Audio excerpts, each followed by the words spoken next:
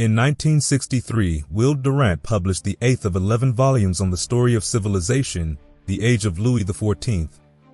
From the Treaty of Westphalia in 1648 to the death of Louis XIV in 1715.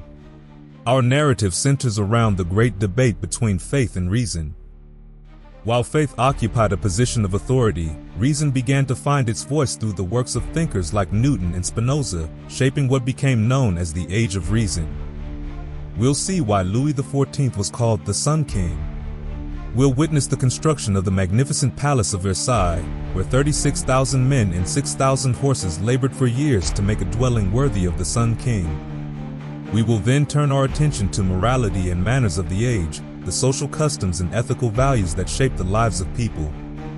Naturally, our exploration includes religion, a force that deeply influenced European thought and culture. The heart has its reasons, which reason does not know. We'll encounter the playwright Moliere, whose comedies satirized French society, and the scientist Isaac Newton, whose work on gravity transformed our understanding of the universe. Each volume and chapter in this series can be listened to independently. You can sit back and watch the story unfold, or skip to the sections that resonate most with the events around you. The following is a comprehensive summary of the story of civilization, the Age of Louis XIV, highlighting its finest moments. Chapter 1. The Sun Rises. The Reign of Louis XIV. Mazarin in the Fronde. The Seeds of Discontent. Louis's early reign saw a series of uprisings that revealed the deep social and political tensions brewing within French society. The people, burdened by taxation and resentful of aristocratic privilege, rallied behind the Parlement of Paris for a more just and equitable system of governance. During the First Fronde, 1648-49, the Parlement boldly confronted the monarchy, demanding a reduction in taxes and greater accountability from royal officials. Their spokesman, Omer Talon, declared, "For 10 years France has been reduced to ruin. The peasantry must sleep upon straw, for their effects have been sold to pay taxes." To enable certain people to live in luxury in Paris, countless innocent persons must survive on the meanest bread, owning nothing but their souls, and that merely because nobody has devised a means to put them up for sale. This eloquent plea ignited a spirit of resistance that would challenge the very foundations of royal authority. Though the First Fronde was eventually subdued, the embers of discontent continued to smolder, culminating in a second, more tumultuous uprising, 1650-53, characterized by shifting alliances, widespread unrest, and the specter of civil war. The Fronde, though ultimately unsuccessful in its immediate objectives, reminded young Louis XIV that the stability of his reign rested upon addressing the grievances of his subjects and curbing the excesses of the privileged elite. The king, Louis XIV, architect of absolutism. Louis XIV, though not a scholar, possessed an innate understanding of human nature and a deep commitment to his role as king. His commanding presence and captivating charm left a lasting impression. Jean de La Fontaine, the celebrated poet, observed, "Do you think that the world has many kings of figure so beautiful, of appearance so fine? I do not think so, and when I see him, I imagine I see grandeur herself in person." Beyond his physical attributes, Louis was admired for his justice, leniency, and self-control. Yet, he was also criticized for his vanity and insatiable thirst for glory, traits that would ultimately lead him down a perilous path of costly wars and extravagant expenditures. At the heart of Louis XIV's reign lay a profound belief in the divine right of kings and a determination to rule with absolute authority. He saw himself as God's chosen representative on earth, endowed with the sacred duty to govern France with unfettered power. When the Parlement of Paris dared to challenge his decrees in 1665, he responded with swift and uncompromising force, declaring, "The misfortunes that your assemblies have brought about are well known. I order you to break up this assembly which has met to discuss my decrees. Monsieur le Premier President, I forbid you to allow these meetings and any single one of you to demand them." This act silenced any lingering doubts about the locus of power in France. From that moment forward, Louis XIV would tolerate no opposition to his will, ushering in an era of absolute monarchical control. Colbert rebuilds France, a vision of economic power. Jean-Baptiste Colbert, a man of humble origins and unwavering work ethic, rose to become the architect of a new economic order in France.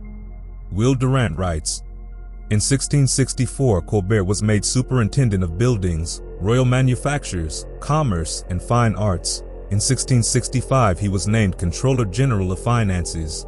In 1669, Secretary of the Navy and Secretary of State for the King's household.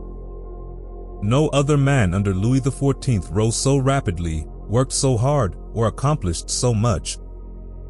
His comprehensive reforms, encompassing agriculture, industry, commerce, and finance, transformed the French economy and laid the groundwork for the nation's future prosperity." Colbert's central goal was to enhance the power and wealth of France, believing that a strong nation required a robust economy. He understood the interconnectedness of these spheres and sought to create a self-sufficient system that would rival the leading economic powers of Europe, particularly the Dutch Republic. To achieve this, he implemented a mercantilist economic policy, prioritizing the accumulation of wealth within France and promoting the export of French goods. Colbert tackled corruption with a ruthless efficiency, establishing a chamber of justice to investigate financial malfeasance and bring those responsible to justice. He invested in scientific research, technical education, and infrastructure projects like the Languedoc Canal, which connected the Atlantic Ocean to the Mediterranean Sea. According to Colbert, liberty is the soul of commerce. We must let men choose the most convenient ways. Manners and morals, a society in transition. The reign of Louis XIV witnessed a fascinating interplay of refinement and excess. Dress and manners became increasingly elaborate, reflecting the growing influence of courtly culture. The elite, eager to emulate the king and his entourage, adopted a code of etiquette that emphasized social grace. However, beneath this veneer of refinement, moral standards often lagged behind. The court, a glittering spectacle of lavish entertainments and opulent attire, was also a hotbed of adultery, gambling, and political intrigue, where the pursuit of pleasure and advancement often overshadowed ethical considerations of the time. Yet, amidst this moral ambiguity, a new ideal emerged, l'honnête homme, the honorable man, who embodied not only good conduct but also impeccable manners and social grace. This emphasis on refinement, though sometimes superficial, reflected a growing desire for a more civilized and sophisticated society. Will Durant describes, "Manners were stately, though under the flourish of the saluting hat and trailing skirt, many crudités remained. Men spat on floors and urinated on the stairways of the Louvre. The salons, intellectual gatherings hosted by prominent women, provided a space for more nuanced and thoughtful discussions of ethics, philosophy, and the changing social landscape. The court, a microcosm of power and intrigue." The court of Louis XIV was more than just a royal household. It was a microcosm of power, intrigue, and ambition, where the fate of individuals and nations could be decided in a whisper or a glance.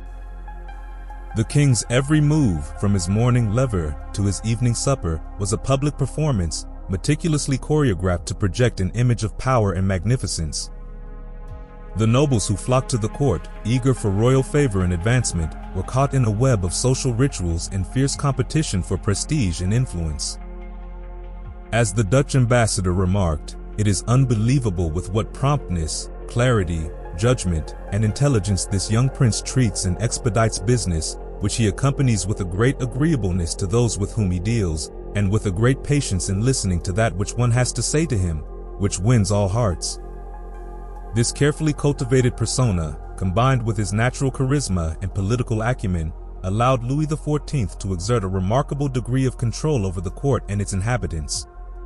The court, with its entertainments and extravagant expenditures, served as a symbol of Louis XIV's absolute power and France's growing dominance on the European stage. It became a model for other European courts, disseminating French culture, fashion, and etiquette throughout the continent. However, the court also had its dark side. The relentless pursuit of royal favor bred an atmosphere of suspicion, envy, and backstabbing, as courtiers vied for position and influence. The high cost of maintaining this opulent lifestyle placed a heavy burden on the French people, contributing to the growing social unrest that would eventually challenge the stability of Louis XIV's reign. The king's women, love and politics intertwined. Louis XIV's personal life was intertwined with the affairs of state. His marriages and liaisons were often dictated by political considerations. His first marriage to Maria Theresa, daughter of Philip IV of Spain, was an alliance designed to secure French claims to the Spanish Netherlands. His affections, however, strayed to other women, including his sister-in-law Henrietta Anne, whose childlike vivacity and gaiety captivated the young king. His most enduring relationships, however, were with Louise de La Valliere and Françoise de Montespan. La Valliere, known for her modesty and gentleness, became Louis's mistress in 1661.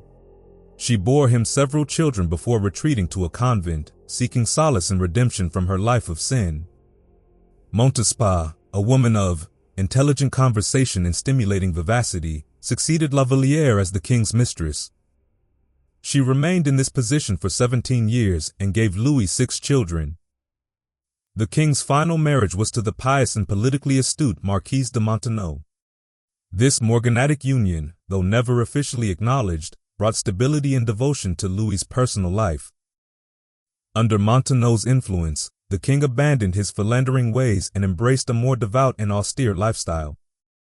Montenot's intelligence, piety, and political acumen made her a powerful figure at court, shaping not only the king's personal life but also influencing his policies, particularly in matters of religion and education. Le roi s'en va-t-en guerre, the cost of glory. Louis XIV, emboldened by the successes of his predecessors and driven by a thirst for glory, embarked on a series of wars. Reflecting on his early military ambitions, he wrote, "The death of the King of Spain in the War of the English against the Dutch in 1665 offered me at once 2 important occasions for making war, one against Spain for the pursuance of rights which had fallen to me, the other against England for the defense of the Dutch." These words reveal the calculated ambition that lay at the heart of Louis XIV's foreign policy. His early military campaigns against Spain were swift victories and territorial gains. However, his later wars, particularly those against the Dutch Republic, the Holy Roman Empire, and Spain, proved to be protracted and costly, draining the French treasury and exhausting the French people. Chapter 2: The Crucible of Faith. The King and the Church. Louis XIV was a devout Catholic in his own way, but he was also a powerful king determined to assert his authority over the French Church. He believed in the Gallican tradition, which held that French kings had the right to appoint bishops, control their income, and manage church affairs within France. Ultimately, Louis reached a compromise with Rome, but his assertion of royal power over the church left a lasting impact. Port Royal 1204 to 1626. Port Royal was a Cistercian convent that was involved in religious conflicts of Louis XIV's reign. Initially a rather unremarkable institution, Port Royal was transformed under the leadership of Jacqueline Arnaud, known as Mère Angélique.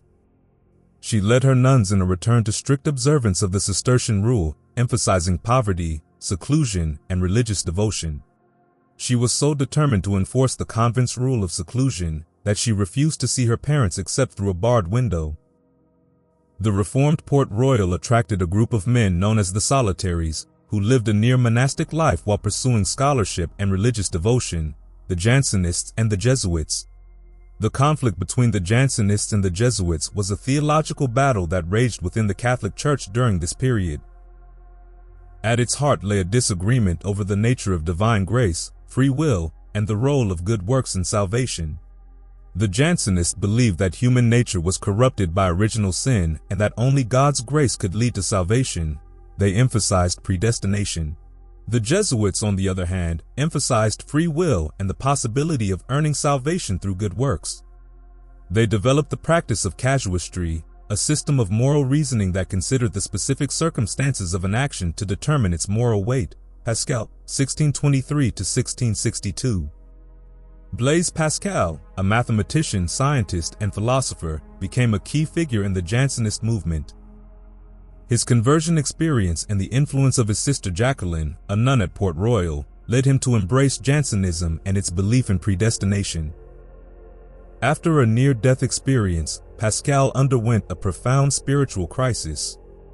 He recorded his feelings in a note he carried with him, declaring his belief in the God of Abraham, God of Isaac, God of Jacob, not of the philosophers and the scholars. Port Royal, 1656 to 1715. The struggle between the Jansenists and their opponents continued throughout Louis XIV's reign. The Jesuits, with the support of the king and the papacy, sought to suppress Jansenism, demanding that all French clergy sign a formulary condemning Jansen's teachings. The nuns of Port Royal resisted, refusing to sign a document that contradicted their beliefs.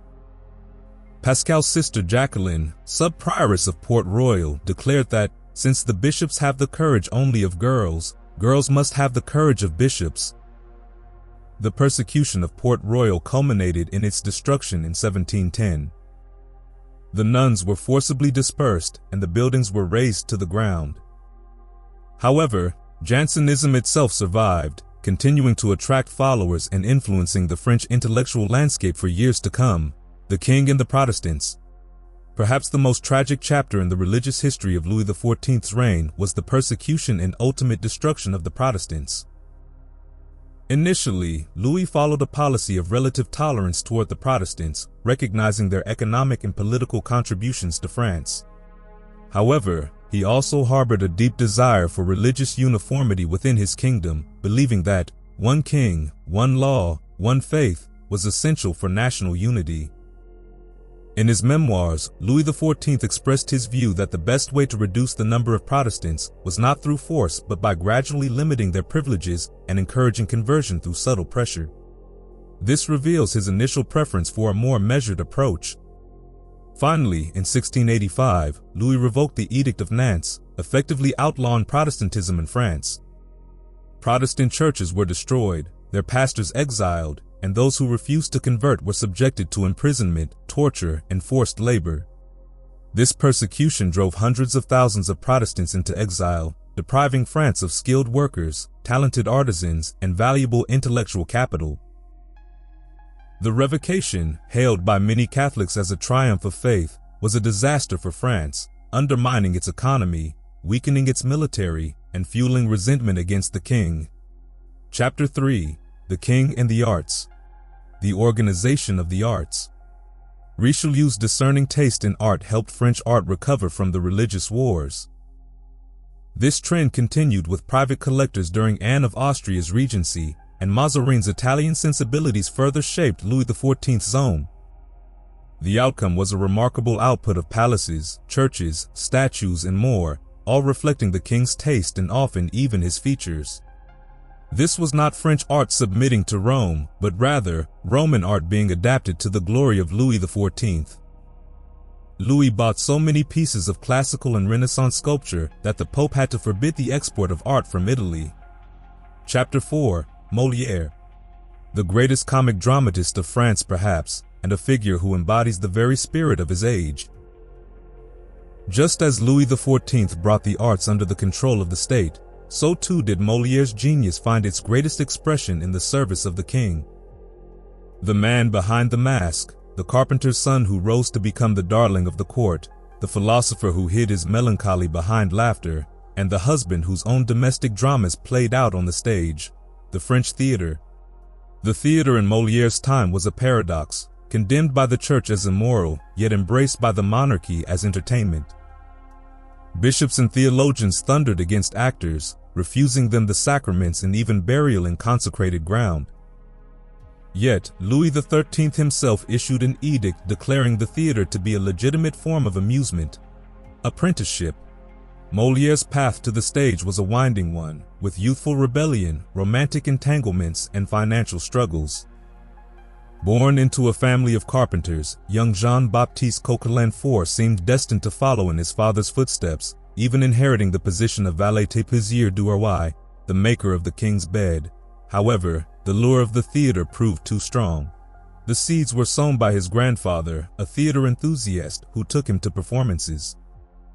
At the Jesuit College de Clermont, he developed his skills in Latin and drama. But it was his fateful meeting with the alluring Madeleine Béjart, a woman of the theater, that sealed his fate.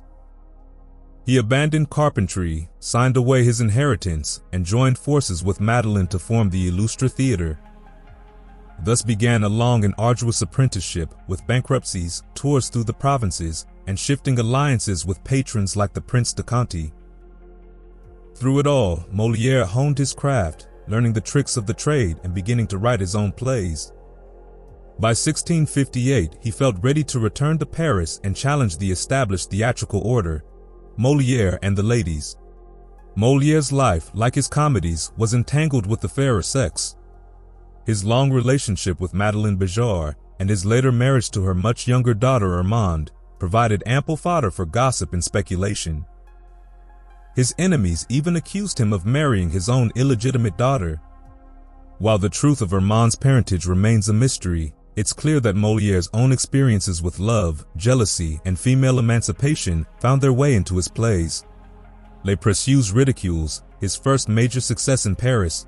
This hilarious satire on the affected language and manners of the Précieuses, women who sought to elevate their social standing through refined speech and literary pretensions, established Moliere's reputation as a master of social commentary. In the play, the young cousins Magdelon and Cathos, disdainful of their elders' desire for them to marry, insist that courtship should follow strict rules. A lover, to be agreeable, must understand how to utter fine sentiments, to sigh forth the soft, the tender, the passionate, and his address must be according to the rules. He conceals his passion for some time from the beloved object, but pays her several visits. The day comes for him to declare himself, which usually should be done in the walk of some garden, while the company is at a distance. This declaration is met by immediate resentment, which appears by our coloring, and which, for a while, banishes the lover from our presence. He finds afterwards the way to pacify us, to accustom us insensibly to hear his passion, and to draw from us that confession which causes so much trouble. Then follow the adventures, the rivals that thwart an established inclination, the persecutions of fathers, the jealousies arising from false appearances, the complainings, the despair, the running off with, and its consequences. L'Affaire Tartuffe. Moliere's keen eye for hypocrisy landed him in hot water with Tartuffe, a play that brought him into direct conflict with the religious establishment. The play, a scathing attack on religious hypocrisy, targeted the Compagnie du Saint-Sacrement, a powerful fraternity dedicated to enforcing moral and religious conformity. Moliere's portrayal of Tartuffe, a pious fraud who deceives the gullible Orgon and attempts to seduce his wife, sparked outrage among the devout. Orgon, blind to Tartuffe's true nature, sees only piety in his affected pronouncements. "Ah, had you but seen him, you would have loved him as well as I do. He came every day to church with a composed mien and knelt just near me. He attracted the eyes of the whole congregation by the fervency with which he sent up his prayers to heaven. He sighed and groaned very heavily, and at every moment he humbly kissed the earth." But Tartuffe's true colors are revealed in his attempted seduction of Elmire, Orgon's wife, where he uses religious language to cloak his lust. "If nothing but heaven obstructs my wishes, it is a trifle with me to remove such an obstacle. Heaven, it is true, forbids certain gratifications, but there are ways of compounding those matters. It is a science to rectify the immorality of the action by the purity of our intention." The amorous atheist. If Tartuffe challenged religious hypocrisy, Le Festin de Pierre, Don Juan, went even further, presenting a protagonist who not only flouted social norms but also openly questioned the existence of God. Don Juan Tenorio sees faithfulness as a fool's game and declares, "I can't refuse my heart to any lovely creature I see." While the play ultimately sees Don Juan dragged to hell for his transgressions, the boldness of Moliere's portrayal of atheism shocked audiences and drew condemnation from religious authorities. It seems even the king's protection had its limits when it came to challenging the very foundations of faith. Meridian. Moliere's satirical gaze extended to the medical profession. His own struggles with illness and his skepticism towards the efficacy of 17th-century medicine fueled his comedic assaults on doctors. In L'amour médecin and Le médecin malgré lui, he lampoons the pomposity and ineptitude of physicians, depicting them as more concerned with their own status and financial gain than with the well-being of their patients. In one scene from L'amour médecin, the 4 doctors summoned to treat a sick woman engage in a lengthy consultation that devolves into a squabble over their own affairs. When the father insists upon a decision and a remedy, one prescribes an enema, another swears that an enema will kill the patient. She gets better without medicine, which infuriates the doctors. One of the doctors exclaims, "It is better to die according to the rules than to recover contrary to them." Curtain. Moliere's life, a whirlwind of creative energy, personal turmoil, and professional triumphs, drew to a close at the relatively young age of 50. Worn down by illness, marital strife, and the demands of his theatrical career, he poured his remaining strength into his final play, Le Malade Imaginaire, a fitting farewell that once again targeted the medical profession. Even as his own health declined, he insisted on performing the lead role of Argan, a man obsessed with his imagined ailments. In a twist of fate, he suffered a coughing fit during a performance, collapsing on stage and dying shortly after. Moliere's legacy, however, extended far beyond the curtain call. While his plays are often farcical and his characters exaggerated, they resonate with a deep understanding of human defects and a profound sympathy for the human condition. Like Shakespeare, he captured the essence of his age, holding up a mirror to its follies and contradictions. Chapter 5. The Classic Zenith in French Literature. While the Sun King's reign may not have perfectly coincided with the absolute zenith of French classical literature, his patronage undoubtedly nurtured it. For good measure. The age of Louis XIV, a veritable constellation of literary talent, produced a plethora of notable figures, each contributing to the richness and diversity of French letters. Memoir writing became popular, with Madame de Motteville offering intimate glimpses into the world of the court. An admirer of Montaigne and Epicurus, Saint Evremond embraced a philosophy of pleasure, finding joy in good food, good company, and the pursuit of intellectual delights. His elegant prose style, infused with wit and skepticism, anticipated the Enlightenment spirit of Voltaire. Consider this passage, which reflects his skeptical outlook. Without a Descartes philosophy, which says, "I think, therefore I am, I should scarcely believe myself to be. That is all the benefit I have received from studying that famous man." The age of Louis XIV, a period often celebrated for its classical restraint, also witnessed a lively debate between the ancients and the moderns, with Charles Perrault challenging the unquestioned supremacy of Greek and Roman models. This intellectual ferment, reflecting a growing confidence in the achievements of the present, foreshadowed the Enlightenment's emphasis on reason and progress. Chapter 6. Tragedy in the Netherlands. The Spanish Netherlands found themselves increasingly hemmed in, with portions of their territory ceded to France in a series of treaties. The Dutch Republic, their neighbor to the north, proved equally unsympathetic, imposing a crippling trade restriction on the Scheldt River, effectively strangling the economy of Antwerp. Within these constraints, however, the region we now call Belgium clung to its Catholic faith, its traditional culture, and its artistic heritage. Brussels, despite suffering bombardment by the French in 1695, saw the rebuilding of architectural gems like the Maison du Roi and the Hôtel de Ville, structures that still stand as among the most beautiful structures in Europe today. The Dutch Republic, meanwhile, emerged triumphant from its long struggle against Spain, its 7 provinces united in a unique republican system governed by wealthy merchants. Yet, beneath this veneer of success simmered internal tensions. The power of the Orangist faction, the descendants of William I, posed a constant threat to the mercantile oligarchy. The Republic's economic success was built upon the backs of its farmers, fishermen, and an increasingly restless working class. Will Durant writes, "The craftsmen in their shops and the workers in the factories of Amsterdam, Haarlem, and Leiden were better paid than their like in England." This prosperity was largely derived from overseas commerce, and the Dutch East India Company, in particular, proved immensely profitable, paying dividends averaging 18% over nearly 2 centuries. This wealth came at a moral cost. The natives in the Dutch colonies were sold or worked as slaves. The investors at home wanted little to hear about this and took their dividends with Dutch placidity. The cultural landscape of the Dutch Republic was as complex and contradictory as its politics. Religiously, the Protestants held sway, often suppressing the public practice of Catholicism. The Synod of Dort in 1682 codified Orthodox Calvinism and even established a kind of inquisition to root out heresy. Yet, a spirit of toleration, born perhaps of necessity in a nation so reliant on international trade and cultural exchange, allowed for dissenting sects and even radical thinkers. The Dutch also demonstrated a love for art and a taste for the finer things in life, adorning their homes with tapestries, pottery, and paintings. At Delft, after 1650, Dutch potters, inspired by imported Chinese and Japanese wares, produced glazed earthenware, chiefly blue on white, that gave a bright loveliness to homes that had once been puritanically bare. Jan Steen depicted both the boisterous humor and the sobering consequences of Dutch social life, his scenes teeming with life and chaotic detail.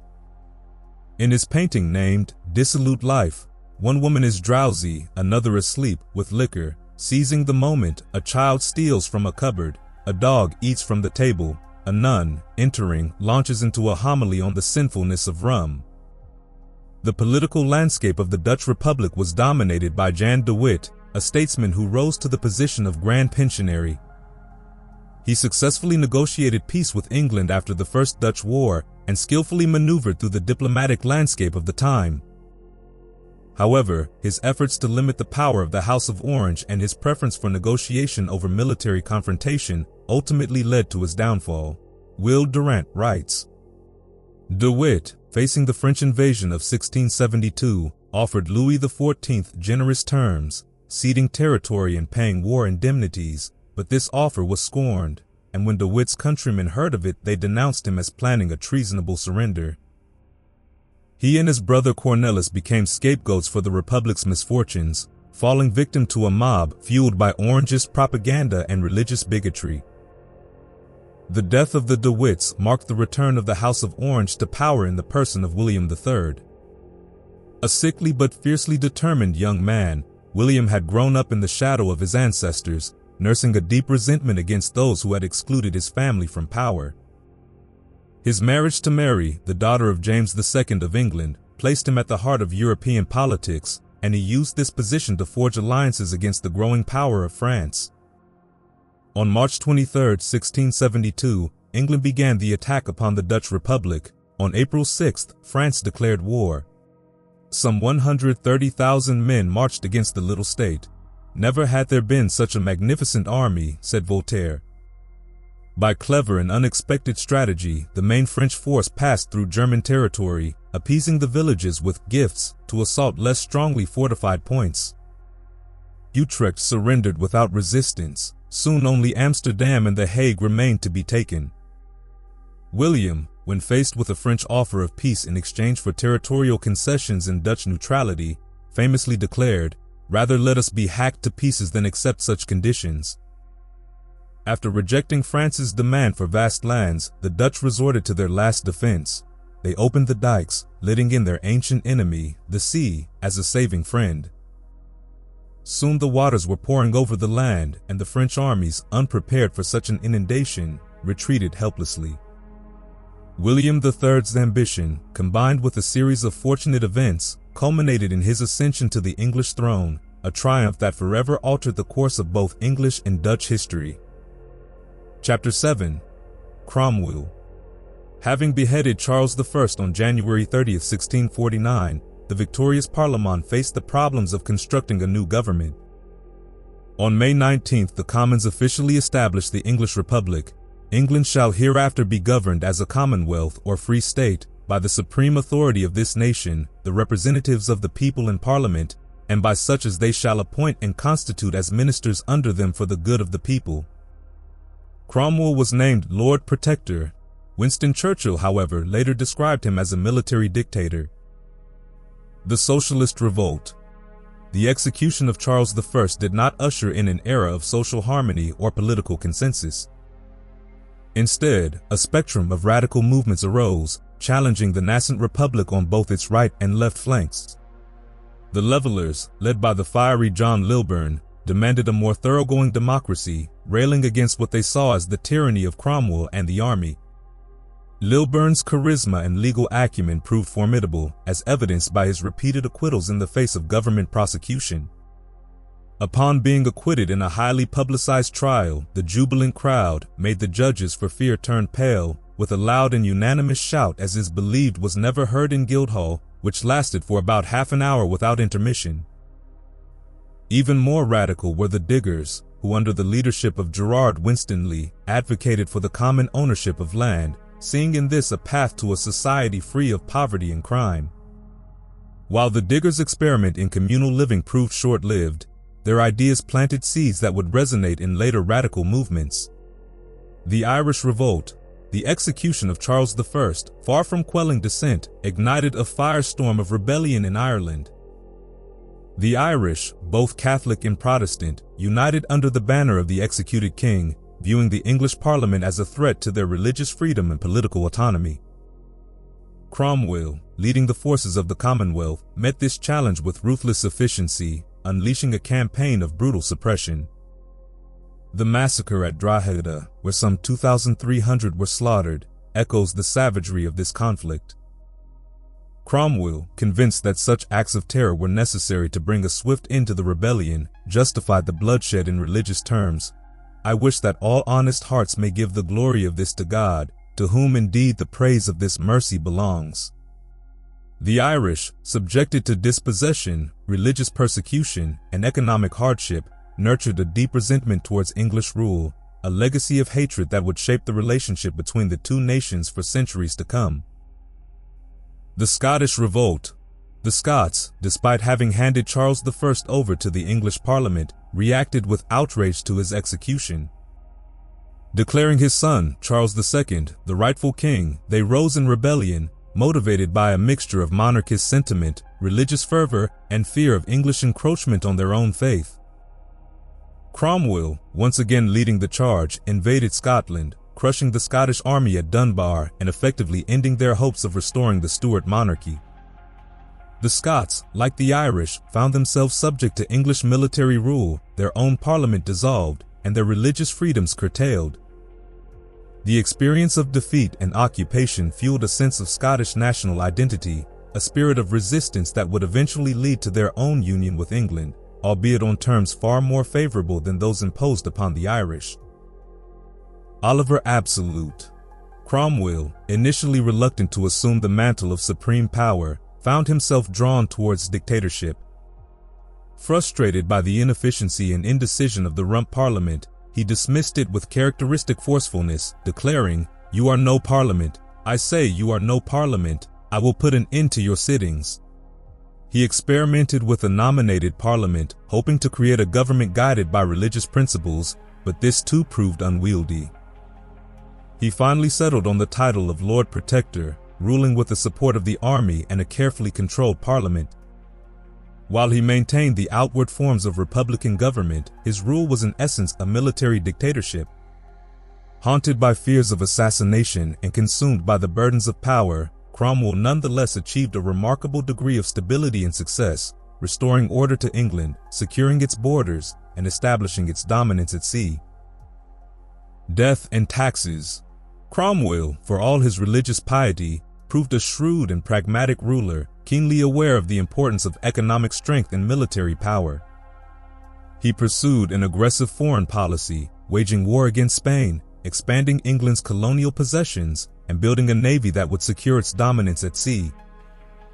The goals of the Great Rebellion, namely the limitation of arbitrary power and the establishment of a more just and equitable society, seemed as distant as ever.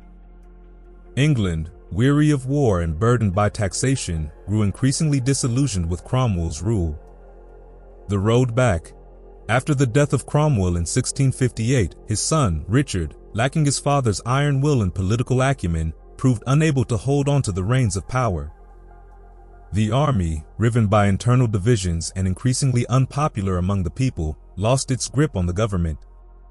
The Rump Parliament, restored to power after a brief period of military rule, proved no more capable than before and was soon dismissed by the army under the leadership of General George Monk. Monk, recognizing the widespread yearning for stability and order, skillfully maneuvered to bring about the restoration of the Stuart monarchy. The king returns. Charles II, exiled on the continent for nearly a decade, seized the opportunity offered by Monk's overtures. In his Declaration of Breda, Charles shrewdly offered concessions designed to appease his former enemies, promising a general amnesty, liberty of conscience, and respect for property rights. The English people, exhausted by years of turmoil, welcomed the return of their king with jubilation. The bells rang out across the land, bonfires blazed in the streets, and the crowds cheered as Charles rode triumphantly into London. The restoration of the monarchy marked the end of England's experiment with republican government, a period that had begun with high hopes but ended in disillusionment and a longing for the familiar comforts of tradition and authority. Chapter 8. Milton. John Bunyan. In the midst of religion and morality, secular literature held little appeal, with the King James Bible serving as the primary source of literary engagement. It is in this context that we encounter John Bunyan, whose life and writings offer a compelling parallel to those of John Milton, both men being shaped by this era. Bunyan, hailing from humble beginnings, described his family as the meanest and most despised of all families in the land. His father, a tinker in the village of Elstow, instilled in him a deep familiarity with the Bible, a text that would later permeate Bunyan's own literary creations. Bunyan's youth was a period of vice and ungodliness, filled with dancing, gaming, and other activities deemed sinful by the Puritans. However, he eventually underwent a profound religious conversion, joining the Baptist Church and becoming a preacher. His sermons, infused with the teachings of Luther. The Restoration brought fresh challenges for Bunyan, as the re-established Anglican Church suppressed nonconformist gatherings and forbade their ministers from preaching. Bunyan's refusal to comply with these restrictions led to his imprisonment for 12 years. Within the confines of Bedford Jail, he penned his most enduring work, The Pilgrim's Progress, a tale that follows the journey of Christian, the protagonist, as he navigates the trials of earthly existence in his pursuit of salvation. The young poet. John Milton's early life stood in stark contrast to Bunyan's humble origins. Born into a family of means and intellectual pursuits, Milton enjoyed the benefits of a privileged upbringing. His father, a skilled scrivener, ensured young John received a rigorous education at Cambridge University. Despite his academic achievements, Milton ultimately rejected the path his father had envisioned for him. He refused to enter the ministry, objecting to the oaths required by the Anglican Church, which he viewed as a form of intellectual and spiritual enslavement. Instead, Milton retired to his father's country estate at Horton, where he continued his studies and devoted himself to writing poetry. This period of relative tranquility saw the creation of some of his most celebrated early works. Milton's career as a poet took a significant step forward when he was commissioned to write a pastoral masque for the Earl of Bridgewater's inauguration as Lord President of the Council of the West. Tragedy struck Milton's life in 1637 with the drowning of his close friend Edward King. In response, he penned the elegy, Lycidas, a reflection on mortality and the fleeting nature of life. Before fully embarking on his destined path, Milton embarked on a grand tour of Europe. Equipped with a manservant and financed by his generous father, he ventured across the continent, immersing himself in the intellectual currents of the time. Upon returning to England, his mind teemed with ideas for a monumental epic that would capture the essence of his nation and faith. However, the gathering storm of the English Civil War would soon draw him away from poetry and thrust him into the heart of conflict. The Reformer. The escalating tensions between the Parliament and the Crown in 1640 ignited a fire within him, compelling him to abandon the serenity of poetry for political reform. Milton's entry into the public sphere began with his support for the Puritan cause and their demand for the abolition of the Church of England. He joined his voice to the chorus of those advocating for a simpler and more scripturally based form of worship, one that would purge the Church of what he perceived as remnants of Catholic ritual and hierarchy. Milton's staunch advocacy for reform extended beyond ecclesiastical matters to encompass the broader principles of liberty and self-governance. He saw a direct correlation between a society's adherence to discipline and its capacity for achieving greatness. However, he argued that true discipline sprang not from a rigid, hierarchical structure, but from the individual's moral compass and understanding of their responsibilities as citizens. Milton's foray into the turbulent world of political and religious discourse marked a significant departure from his earlier poetic endeavors. He yearned to craft a literary masterpiece that would rival the great epics of antiquity, one that would celebrate his nation and faith and etch his name in the annals of history. Yet, he recognized that the urgency of the present demanded his attention, and he committed himself wholeheartedly to the cause of reform, postponing his poetic aspirations for a later time: marriage and divorce. As England descended into the chaos of civil war, Milton found himself confronting personal turmoil as well. At the age of 34, he married 17-year-old Mary Powell, a woman from a royalist family. The union proved to be a mismatch from the outset. Mary, accustomed to a lively social life, felt stifled in Milton's austere and scholarly household. Within a month of their marriage, Mary returned to her family and refused to come back, leaving Milton to grapple with the emotional and social fallout of a failed marriage. Driven by his personal experience, Milton penned The Doctrine and Discipline of Divorce in 1643, a treatise that boldly challenged traditional views on marriage and advocated for a more liberal approach to divorce. Milton argued that incompatibility, rather than solely adultery, constituted sufficient grounds for dissolving a marriage, particularly in cases where the union lacked solace and peace. He contended that remaining in a loveless and dysfunctional marriage was akin to spiritual death, trapping individuals in a state of perpetual misery.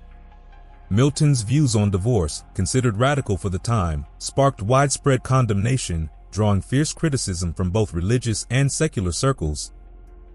Undeterred, he doubled down on his stance, publishing a second edition of his treatise under his own name and engaging in a series of heated public debates with his detractors.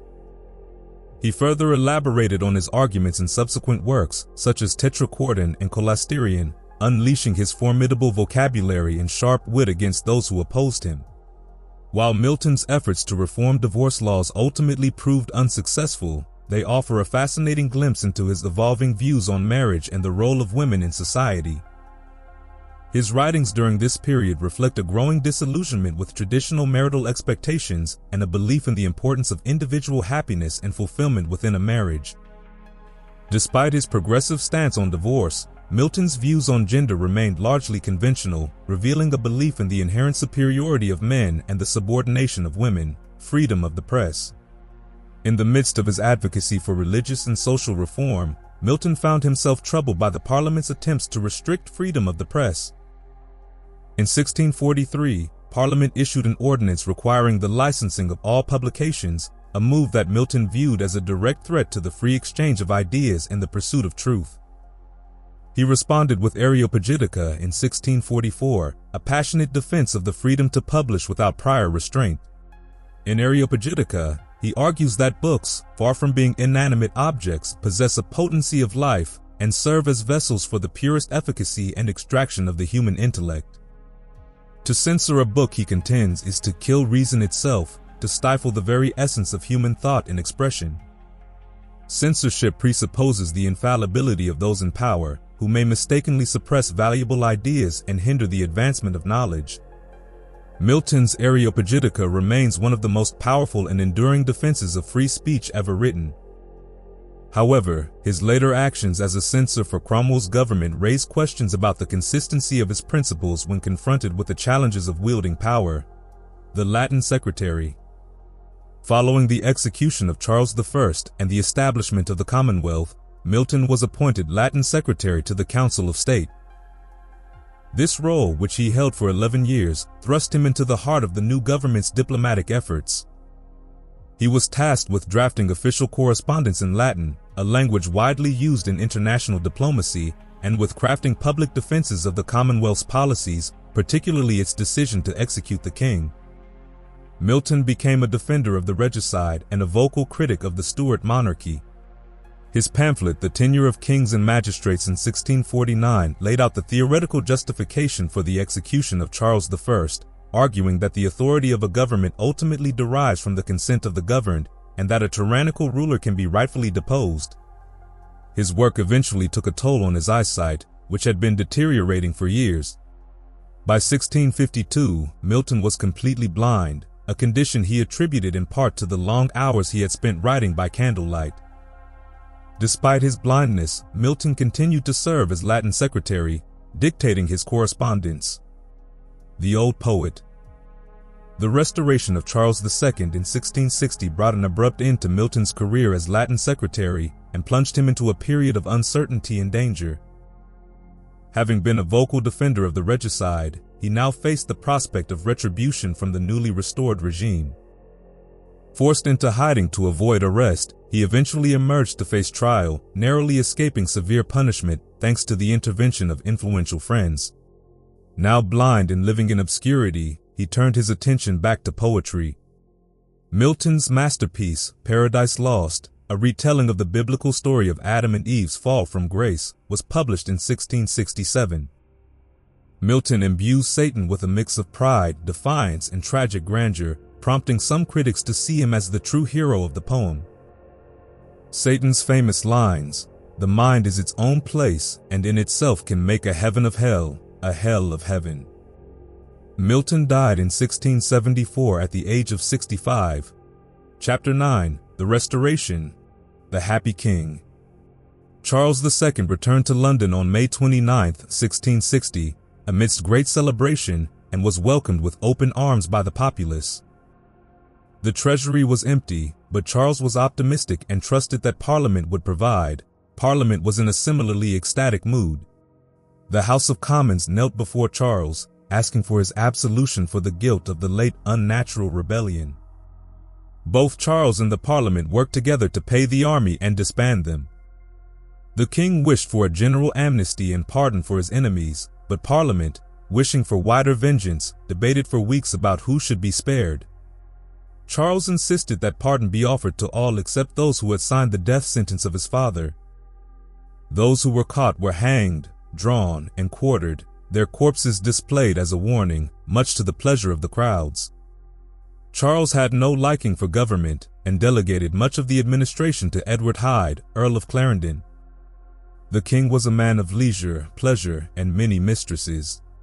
He married Catherine of Braganza, for she was offered to him with a dowry providentially fitted to the needs of a spendthrift ruler and a merchant state. Unfortunately for Catherine, Charles continued his relationship with his mistress, Barbara Palmer, and fathered 5 children with her. Despite his many extramarital relationships, Catherine and Charles eventually grew to love one another.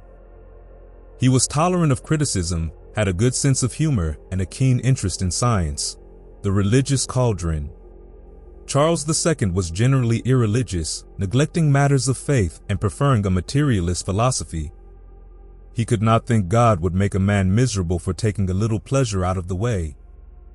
There is some evidence that Charles leaned towards Catholicism, attracted by its support for monarchy, its ritual, and tolerance for sensual pleasure. However, he supported the Protestant Church, acknowledging the need for an established religion to maintain order. The English Economy, 1660 to 1704. 17th century England experienced a surge in population growth, industrial development, and commercial expansion. The growing demand for fuel spurred the coal industry. Manufacturers increasingly relied on child labor, a trend that was lauded by writers like Defoe. While most work was done in homes and family shops, factories were emerging in textile and iron production, fostering a division of labor that increased efficiency and output. Despite these advances, the sources paint a bleak picture of the lives of working-class English men and women. Wages were meager, the price of grain was soaring, and many families lived in poverty. Thorold Rogers argued that landlords extracted as much as possible from their tenants, imposing famine wages and famine prices on those who worked the land. Gregory King, writing in 1696, estimated that a quarter of the population depended on charity. This economic disparity enabled the wealthy classes to dominate Parliament and influence legislation in their favor. Parliament increasingly adopted a laissez-faire attitude towards business, dismantling guild restrictions and removing obstacles to free trade. England's commercial ambitions played a decisive role in foreign policy. The Navigation Acts, passed during the interregnum, remained in place, restricting foreign trade and giving preference to English ships. Wars with the Dutch and alliances with Portugal were driven by the need to protect and expand English trading networks. The East India Company, with its own army and navy, expanded its control over India. New colonies were established in North America and the Caribbean. English merchants and investors grew rich, with their wealth challenging the traditional power of the landed aristocracy. London, the hub of commerce, became the most populous city in Europe, with its streets bustling with trade and teeming with the poor. The rise of banking and the emergence of a national debt were crucial developments in this period. Goldsmiths transitioned into bankers, offering interest on deposits and lending money at higher rates. Charles II borrowed heavily from these bankers, relying on their loans to circumvent Parliament's control over finances. However, the king's decision to close the exchequer in 1672, suspending interest payments on the government debt, precipitated a financial panic. While payments were eventually resumed, this episode marked the beginning of England's national debt. Morals. The Restoration is often associated with a decline in moral standards, particularly among the upper classes. The court, led by the example of the king, embraced a culture of promiscuity, gambling, and excess. Extramarital affairs were commonplace, religious piety was mocked, and materialism thrived. While there were individuals of virtue and religious sincerity, their presence was overshadowed by the prevailing atmosphere of hedonism. This laxity in morals extended to the royal family. James, Duke of York, rivaled his brother in the number of his mistresses, even continuing his relationship with Arabella Churchill after marrying Mary of Modena. Other prominent courtiers, like the Duke of Buckingham and the Earl of Rochester, engaged in scandalous behavior, squandering their fortunes on their vices. The court was steeped in debauchery, a world where pleasure and self-indulgence reigned supreme. Manners. While moral standards may have declined, manners and social etiquette remained highly refined. Men kissed one another in greeting and bowed low to ladies. Conversation was frank and open, with little tolerance for hypocrisy. Fashion played an important role in Restoration society. Men adopted wigs and colorful clothing adorned with ribbons and lace. Women embraced low-cut dresses and intricate hairstyles. Extravagance and display were the order of the day, reflecting the exuberance and materialism of the age. Large retinues of servants, lavish meals, and grand houses were signs of status and wealth. The Restoration saw the rise of coffee houses, which became important social and intellectual hubs. Offering coffee, tea, and chocolate, these establishments provided spaces for men to gather, discuss the latest news, and engage in debate. Coffee houses nurtured a culture of intellectual exchange and fostered the development of clubs and societies. Leisure activities flourished. The upper classes enjoyed horse racing, cockfighting, and gambling, while the poor attended puppet shows, circuses, and public executions. Parks and gardens, like St. James's Park and Vauxhall Gardens, provided spaces for recreation and socializing. Travel, though arduous, became more common, with stagecoaches carrying passengers and mail across the country. Religion and politics. Despite the outward appearance of stability, Charles II's reign had ongoing conflicts between the king and Parliament. Charles, eager to restore absolute monarchy and to promote Catholicism, sought financial support from Louis XIV. In exchange for French subsidies, Charles made secret promises to support French policies and to eventually convert to Catholicism. Commedia finita. Shaftesbury, the leader of the Whigs, remained a powerful opponent of the king and the Duke of York. He tried to promote Charles's illegitimate son as a potential successor. Charles, facing growing opposition, abandoned his life of leisure and skillfully outmaneuvered his opponents. He dissolved Parliament, relied on French subsidies, and ultimately crushed the Whig challenge. Shaftesbury, defeated and ill, fled to Holland and died in exile. Charles, in his final years, consolidated his power, reigning in the autonomy of the cities, restricting freedom of speech and persecuting dissenters. The Rye House Plot of 1683, a failed attempt to assassinate Charles and James, provided the king with the opportunity to eliminate his remaining opponents. William Lord Russell and Algernon Sidney were executed for their involvement in the plot, and the Duke of Monmouth, despite his complicity, was pardoned. Charles II's reign ended with a whimper. The once merry monarch, worn down by political conflict and illness, died a Catholic on February 6, 1685. His final days were marked by intense suffering, as his physicians subjected him to a series of painful and ultimately futile treatments. Charles, on his deathbed, acknowledged his Catholic faith, forgave his enemies, and expressed concern for his mistresses and illegitimate children. His death paved the way for the accession of his brother, James, Duke of York. Chapter 10: The Glorious Revolution. James II, a devout Catholic, ascended the throne following Charles II's death. Despite possessing several virtues, his commitment to Catholicism and desire for absolute power alarmed Protestant England. James clashed with Parliament by appointing Catholics to office and seeking the repeal of the Test Act. He openly admired Louis XIV and his absolutist rule, which increased anxieties among English Protestants. He pursued a policy of Catholicizing England, ignoring advice for moderation from both Louis XIV and Pope Innocent XI. His actions led to growing opposition from the Anglican Church and fueled fears of a Catholic takeover. Seeking to unite Catholics and dissenters against the Anglican establishment, James II issued the Declaration of Indulgence, granting religious freedom to all. While a landmark document in the history of toleration, it was seen as a direct attack on Parliament's authority, provoking further resistance. His efforts to force the acceptance of Catholics into universities further inflamed tensions and solidified opposition against his rule. Deposuit potentes deceda. The birth of a son to James II, a potential Catholic heir, made Protestants uncomfortable. Growing support for his Protestant daughter Mary and her husband William of Orange emerged as the hope for preserving Protestantism. William of Orange, engaged in conflicts with Louis XIV, saw an opportunity to gain England's support against France. Secret negotiations with English opposition figures, culminating in a formal invitation, paved the way for his intervention. William of Orange invaded England in 1688, facing little resistance. James II fled to France, effectively abdicating the throne. William and Mary were crowned joint monarchs, marking the Glorious Revolution.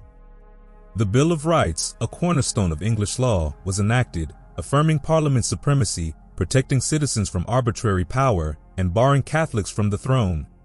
England under William III. William III focused primarily on foreign policy, aiming to contain Louis XIV. Domestically, his reign saw the rise of powerful ministries and the Toleration Act, which granted religious freedom to non-Catholic dissenting groups. He faced continued challenges from Jacobite plots seeking to restore James II. William III's reign witnessed significant economic developments, including the founding of the Bank of England, currency reform, and the establishment of the London Stock Exchange. Despite unpopularity stemming from his focus on foreign affairs and reserved personality, William III successfully secured England's participation in the Grand Alliance against Louis XIV. England under Queen Anne. The death of Queen Mary had left her sister Anne heiress to the throne. Queen Anne, a devout Protestant, ascended the throne in 1702. Her reign would see the War of the Spanish Succession. The Act of Union in 1707 formally united England and Scotland, creating the United Kingdom of Great Britain. This landmark achievement streamlined governance and fostered closer economic ties between the two nations. Political power shifted between the Tories and Whigs, with Robert Harley and Henry St. John, Viscount Bolingbroke, holding key ministerial positions. Their influence over Queen Anne reduced the monarch's direct involvement in politics. As Anne's reign neared its end, the issue of succession became central. Upon Anne's death, the Act of Settlement ensured the succession of the Elector of Hanover as George I, solidifying the Protestant monarchy and ushering in the Hanoverian era. The reigns of William and Mary and Anne secured parliamentary supremacy and established England as a major European power. Chapter 11: From Dryden to Swift. Why would a Frenchman, no less, declare that in the early 18th century England surpassed France in literary output? While English writers certainly benefited from French influence during this time, the root of this literary flourishing lay in England herself. The exuberance of the Restoration, the expansion of her empire, and her military and commercial triumphs. This success provided fertile ground for the growth of English literature. The English government, recognizing the power of the pen in an age of newspapers, pamphlets, and coffee houses, adopted a system of patronage, rewarding writers who served the crown or a particular party. This patronage, along with the establishment of a free press in 1694 with the expiration of the Licensing Act, contributed to a surge in literary production. Evelyn and Pepys, Chronicles of a Changing England. John Evelyn and Samuel Pepys stand apart, offering unique and intimate perspectives on Restoration England through their diaries. Evelyn, a man of quality, documented his travels, social observations, and personal reflections, providing a valuable record of the cultural landscape.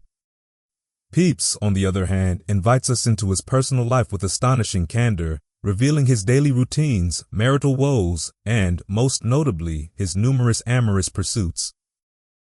His diary remains a fascinating window into the life of a 17th-century Londoner. He tells us how he had his wife cut his hair, and, found in my head and body about 20 lice, more than I have had, I believe, these 20 years. He learned to love his wife, but only after many quarrels, some that vexed him to the guts. I did strike her over her left eye such a blow as the poor wretch did cry out and was in great pain, but yet her spirit was such as to endeavor to bite and scratch me, but I coying with her made her leave crying. I sallied out, found Bagwell's wife, and took her away to an alehouse, and there made I much of her, and then away thence to another and endeavored to caress her. In Westminster Abbey I heard a sermon, and spent, God forgive me, most of my time in looking at Mrs. Butler. I glutted myself with looking at her. But his taste was not confined to court beauties.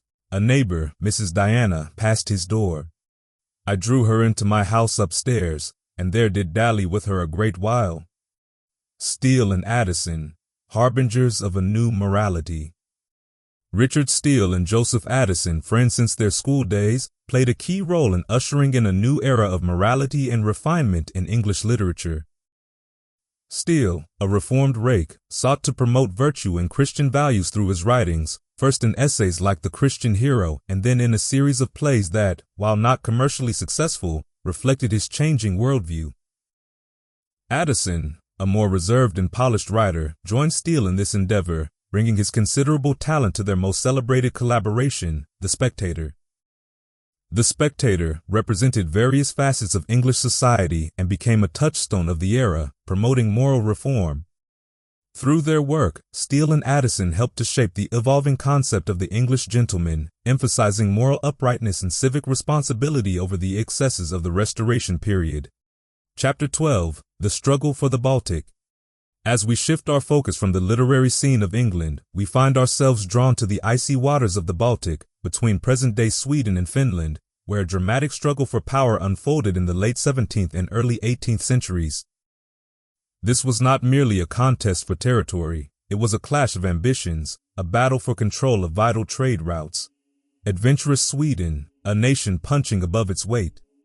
Despite a limited population and resources, Sweden, under a succession of strong kings, punched well above its weight on the European stage. These monarchs, including Charles X. Gustavus and Charles XI, were driven by a desire to expand their influence and secure their dominance in the Baltic region. Their military prowess and the skills of their diplomats allowed them to forge a powerful empire, but their ambitions ultimately outstripped their resources, leaving Sweden exhausted and vulnerable by the end of this period. Poland.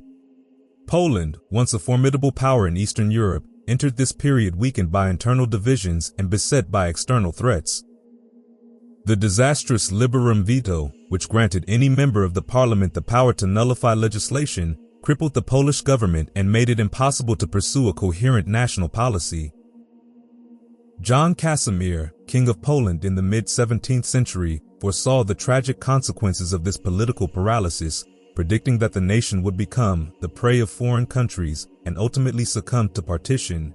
His prophecy would prove chillingly accurate. Amidst this chaos, Poland faced a threat from the east in the form of the Cossack rebellion in the Ukraine. The Cossacks, fiercely independent warriors, resented Polish attempts to impose feudalism and Catholicism upon them. Their revolt threw Poland into turmoil and ultimately led to the loss of significant territory to Russia.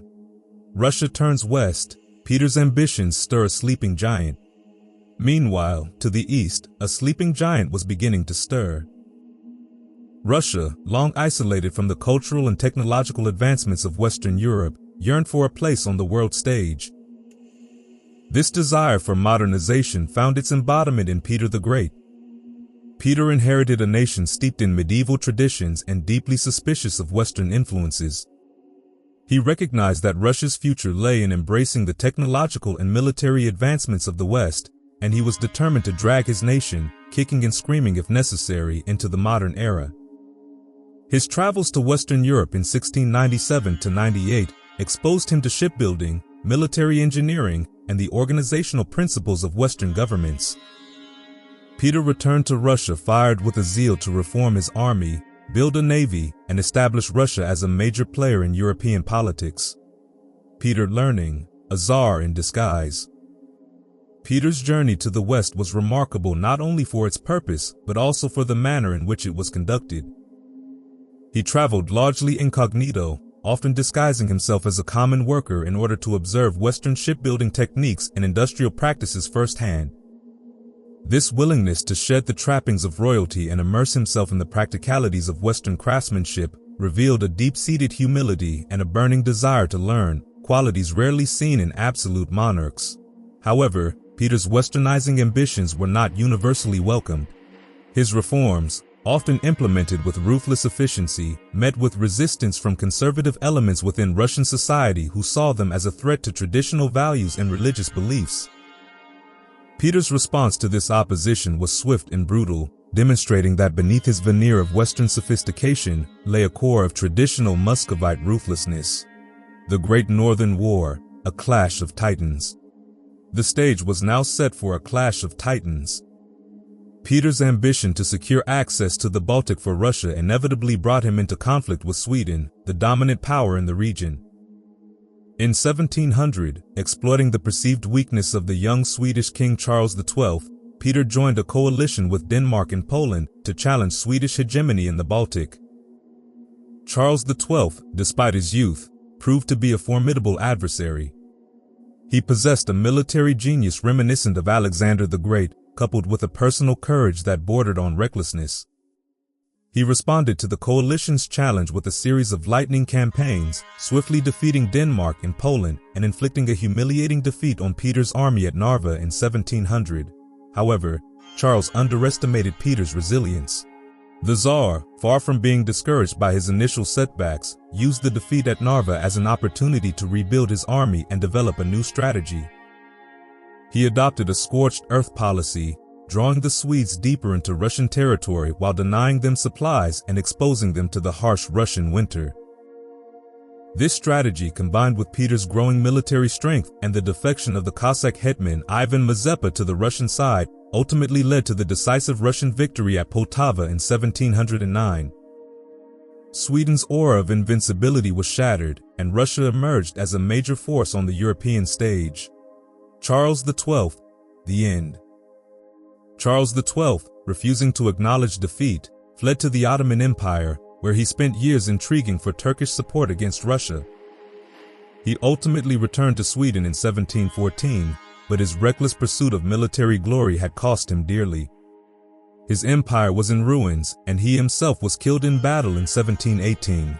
Peter the Great, architect of a new Russia.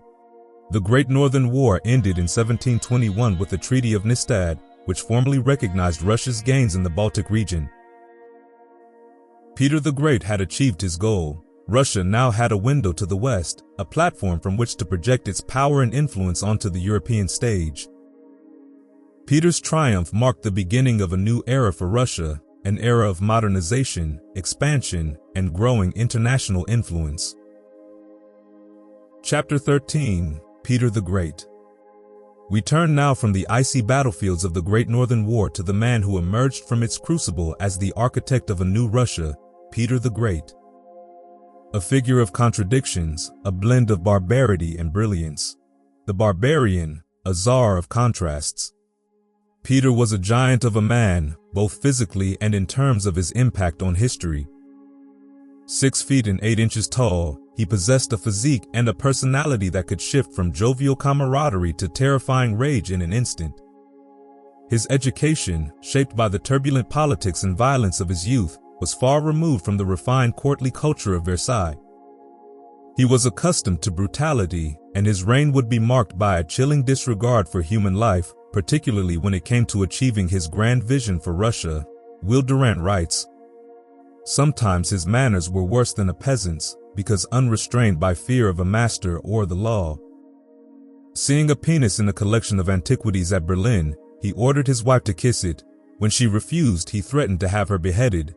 She still refused, and he was calmed only by receiving the object as a present to adorn his private room." Yet, beneath this veneer of barbarity lay a burning curiosity and a thirst for knowledge. He was fascinated by the workings of machines, the organization of armies, and the principles of shipbuilding. His second wife, Catherine, this peasant girl, who rose from humble origins to become Empress of Russia, exerted a moderating influence on Peter's wilder impulses, softening his rough edges and providing a source of solace amidst the turmoil of his reign. The Petrine Revolution, forging a new Russia. Peter inherited a Russia steeped in medieval traditions, isolated from the West and ruled by a landowning aristocracy that resisted change.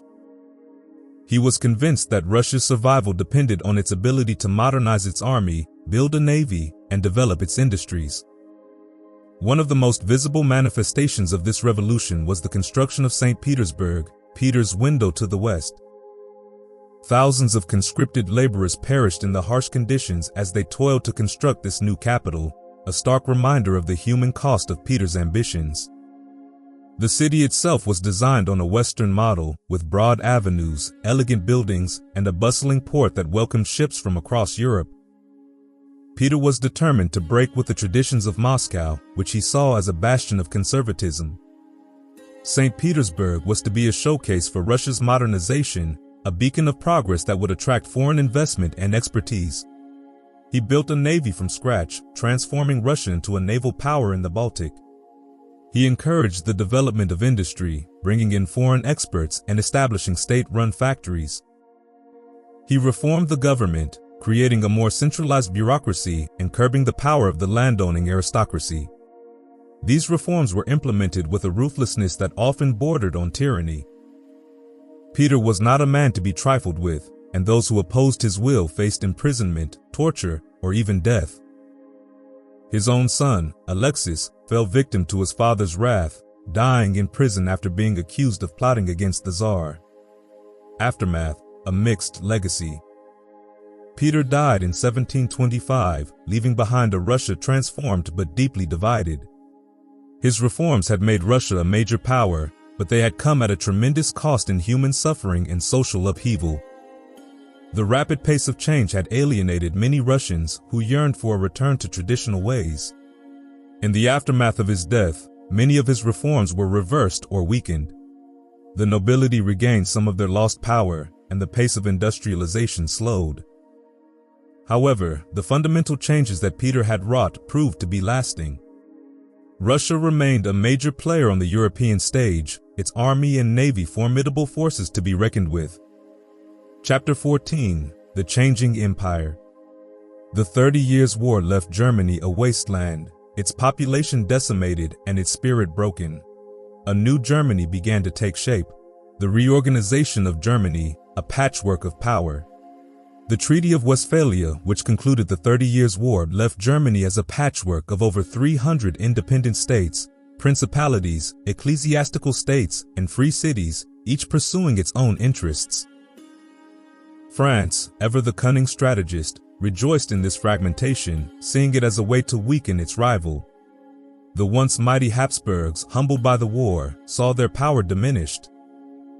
The princes, emboldened by their newfound autonomy, fielded their own armies, minted their own coins, and forged alliances, sometimes even against the emperor. This was the birth of a new Germany, a Germany of many voices, a Germany that would eventually coalesce into a unified nation under the leadership of a rising power, Brandenburg Prussia. Brandenburg Prussia, a dynasty's ascent. Amidst this fractured landscape, the Margraviate of Brandenburg led Germany's transformation. Positioned on the periphery of the empire, facing the threat of Swedish expansion and a sea of Slavs, they learned the vital lesson of self-reliance. Under the leadership of Frederick William, the Great Elector, Brandenburg-Prussia embarked on a journey of recovery and expansion. Frederick William proved to be a gifted administrator. He rebuilt cities and attracted skilled workers from abroad, particularly from the Netherlands, which he greatly admired. He skillfully navigated the waters of European politics, playing off rival powers against each other, and ultimately expanding his territory. The foundation of his power was a well-trained standing army, the first of its kind in Europe. This military force not only secured Brandenburg-Prussia's borders, but also provided the leverage needed to extract taxes from the provincial estates, thus establishing a centralized and absolute rule, the only viable form of government in his view. Recognizing the importance of religious tolerance for economic growth, he granted freedom of worship to Catholics, Unitarians, and Jews, even while remaining a Calvinist himself.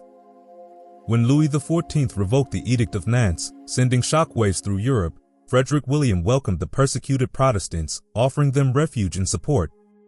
This influx of skilled artisans and entrepreneurs proved to be an asset to Brandenburg-Prussia. Frederick William managed to instill in his successors a sense of duty and service to the state.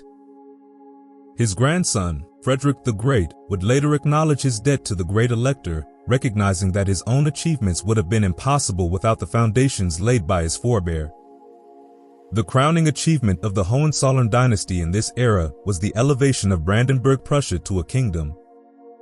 While the Great Elector focused on building the foundations of Prussian power, his successor, Frederick I, sought to enhance its cultural prestige.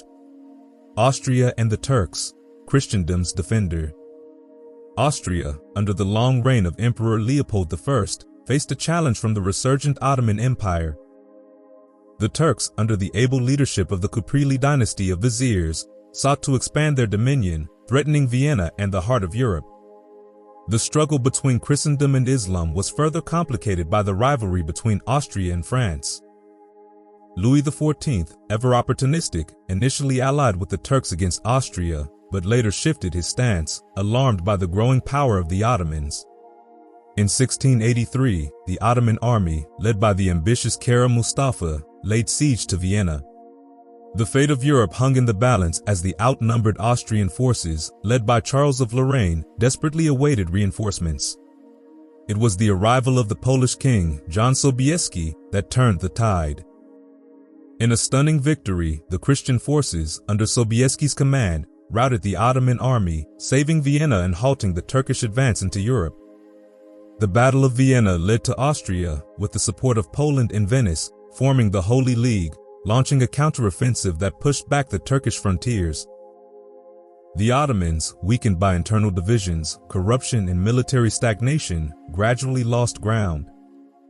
The Treaty of Karlowitz in 1699 formally ended the Turkish threat to Europe, ceding Hungary and Transylvania to Austria. Vienna, adorned with magnificent palaces and churches, became a center of culture and power. The stage was set for Austria's golden age in the 18th century. Chapter 15, The Fallow South. 17th century, Italy, after the dazzling exuberance of the Renaissance.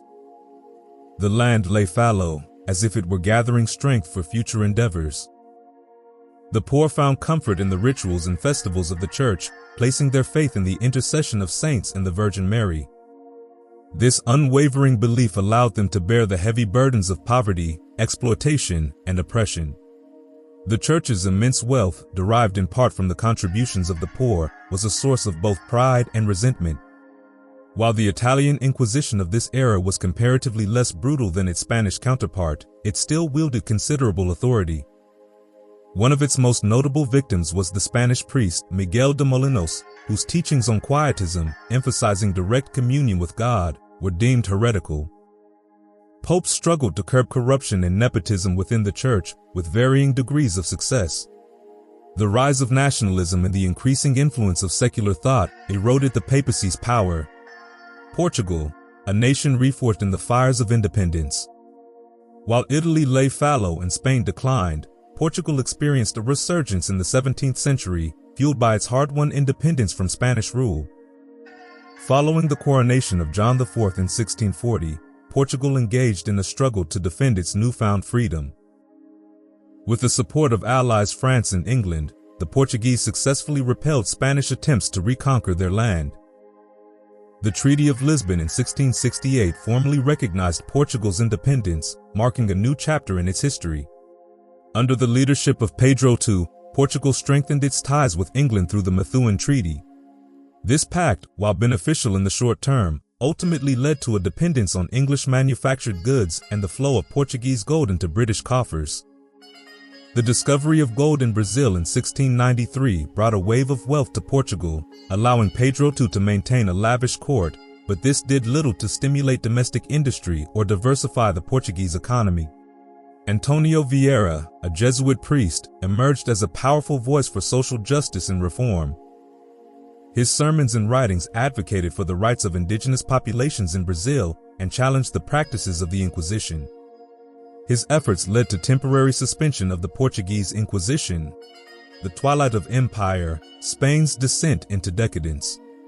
While other European powers navigated the complexities of the 17th century, Spain, once the dominant force in Christendom, experienced a precipitous decline, its vast empire crumbling under the weight of its own contradictions. Despite its outward appearance of power, Spain's military and naval strength had waned, its armadas shattered by English and Dutch rivals. Its economy, reliant on the influx of American gold and silver, became increasingly vulnerable to disruption by enemy fleets.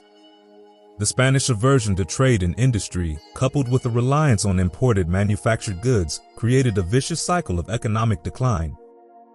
American gold, instead of fueling domestic development, flowed out of Spain to pay for foreign goods from England, France.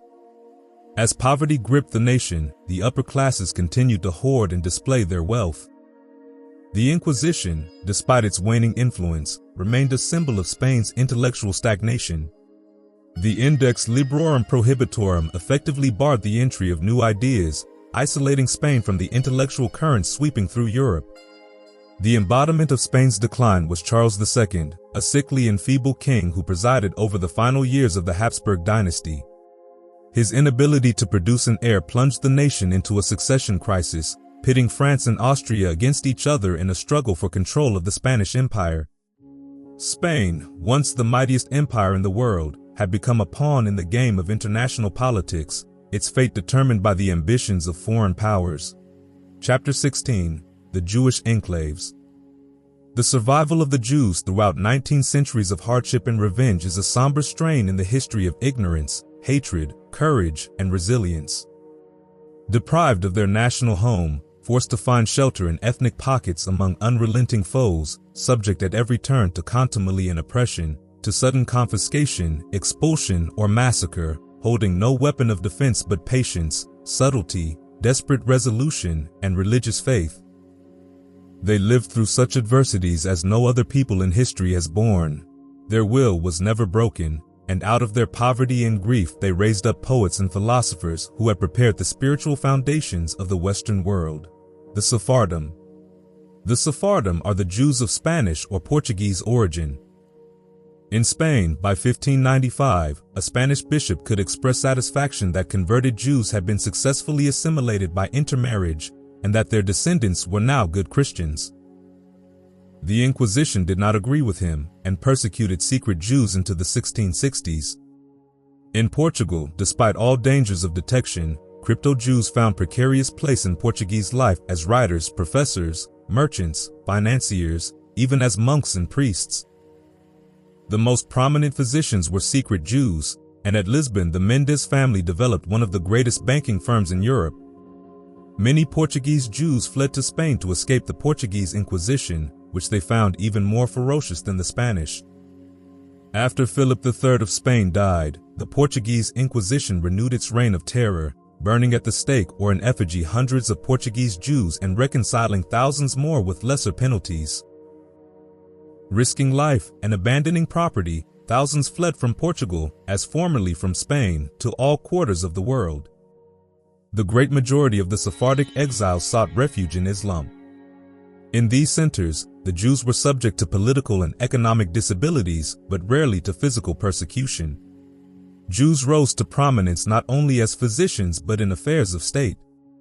In Italy, the fortunes of the Jews fluctuated with the needs and moods of dukes and popes. In Milan and Naples, ruled by Spain, life was almost impossible for Jews. In 1669, an explicit decree expelled them from all Spanish possessions. In Pisa and Livorno, Leghorn, the Tuscan Grand Dukes gave them nearly complete liberty, being anxious to develop the commerce of these free ports. The Venetian Senate, fearing the relationships of the Jews with Turkey, repeatedly expelled them and repeatedly allowed them to return as a valuable element not only in commerce and finance, but in industry. Jewish enterprises in Venice employed 4,000 Christian workingmen. In France, the Jews were theoretically subject to all the restrictions, but their importance in industry, commerce, and finance earned them a tacit toleration. Louis XIV took the Jewish community at Metz under his protection. When local magistrates tortured to death a Jew accused of ritual child murder, the king condemned the execution as judicial slaughter and ordered that henceforth criminal charges against Jews were to be brought before the royal council. The Dutch Jerusalem. The imperfect but growing freedom of religion in the United Provinces attracted Jews to the Dutch towns, The Hague, Rotterdam, Haarlem, and above all, Amsterdam. Marrano Jews appeared there in 1593. 4 years later they opened a synagogue. Hebrew was their language in worship, Spanish or Portuguese in their daily life. The Jews included some of the wealthiest merchants in the thriving port. They managed a substantial segment of Dutch trade with the Spanish Peninsula and with the East and West Indies. About 1630, Ashkenazic, or Eastern Jews, came into Amsterdam from Poland and Germany. The Ashkenazim are the Jews of Germany, Poland, and Russia. They had their own dialect of German and set up their own synagogue. They multiplied rapidly and aroused much antipathy among the Sephardic Jews. Within the Sephardic group itself, a class division formed. The small trades and proliferating poor denounced the millionaires who controlled the politics and personnel of the synagogue, England and the Jews. Between the expulsion of the Jews from England in 1290 and the accession of Cromwell in 1649, no Jews were legally permitted there. The spread of the Bible, accelerated by the King James Version, modified anti-Semitism by giving England a closer acquaintance with the Old Testament. The ideas and feelings of the ancient Hebrews entered intimately into the thought and phrases of the Puritans. During the reign of James I, a small group of Marranos had settled in London. Jewish financiers like Antonio Carvalhal shared in meeting the monetary needs of the Long Parliament and the Commonwealth. When Cromwell came to power, he used Marrano merchants as sources of economic and political information regarding Holland and Spain. He noted with some envy the prosperity that had come to Dutch commerce partly through the influx and international connections of the Jews. Cromwell was favorably disposed to the readmission of Jews to England. Public opinion was predominantly hostile to admission. Manasseh ben Israel obtained no formal admission of the Jews. Cromwell, absorbed in protecting his government and his life, put the problem aside.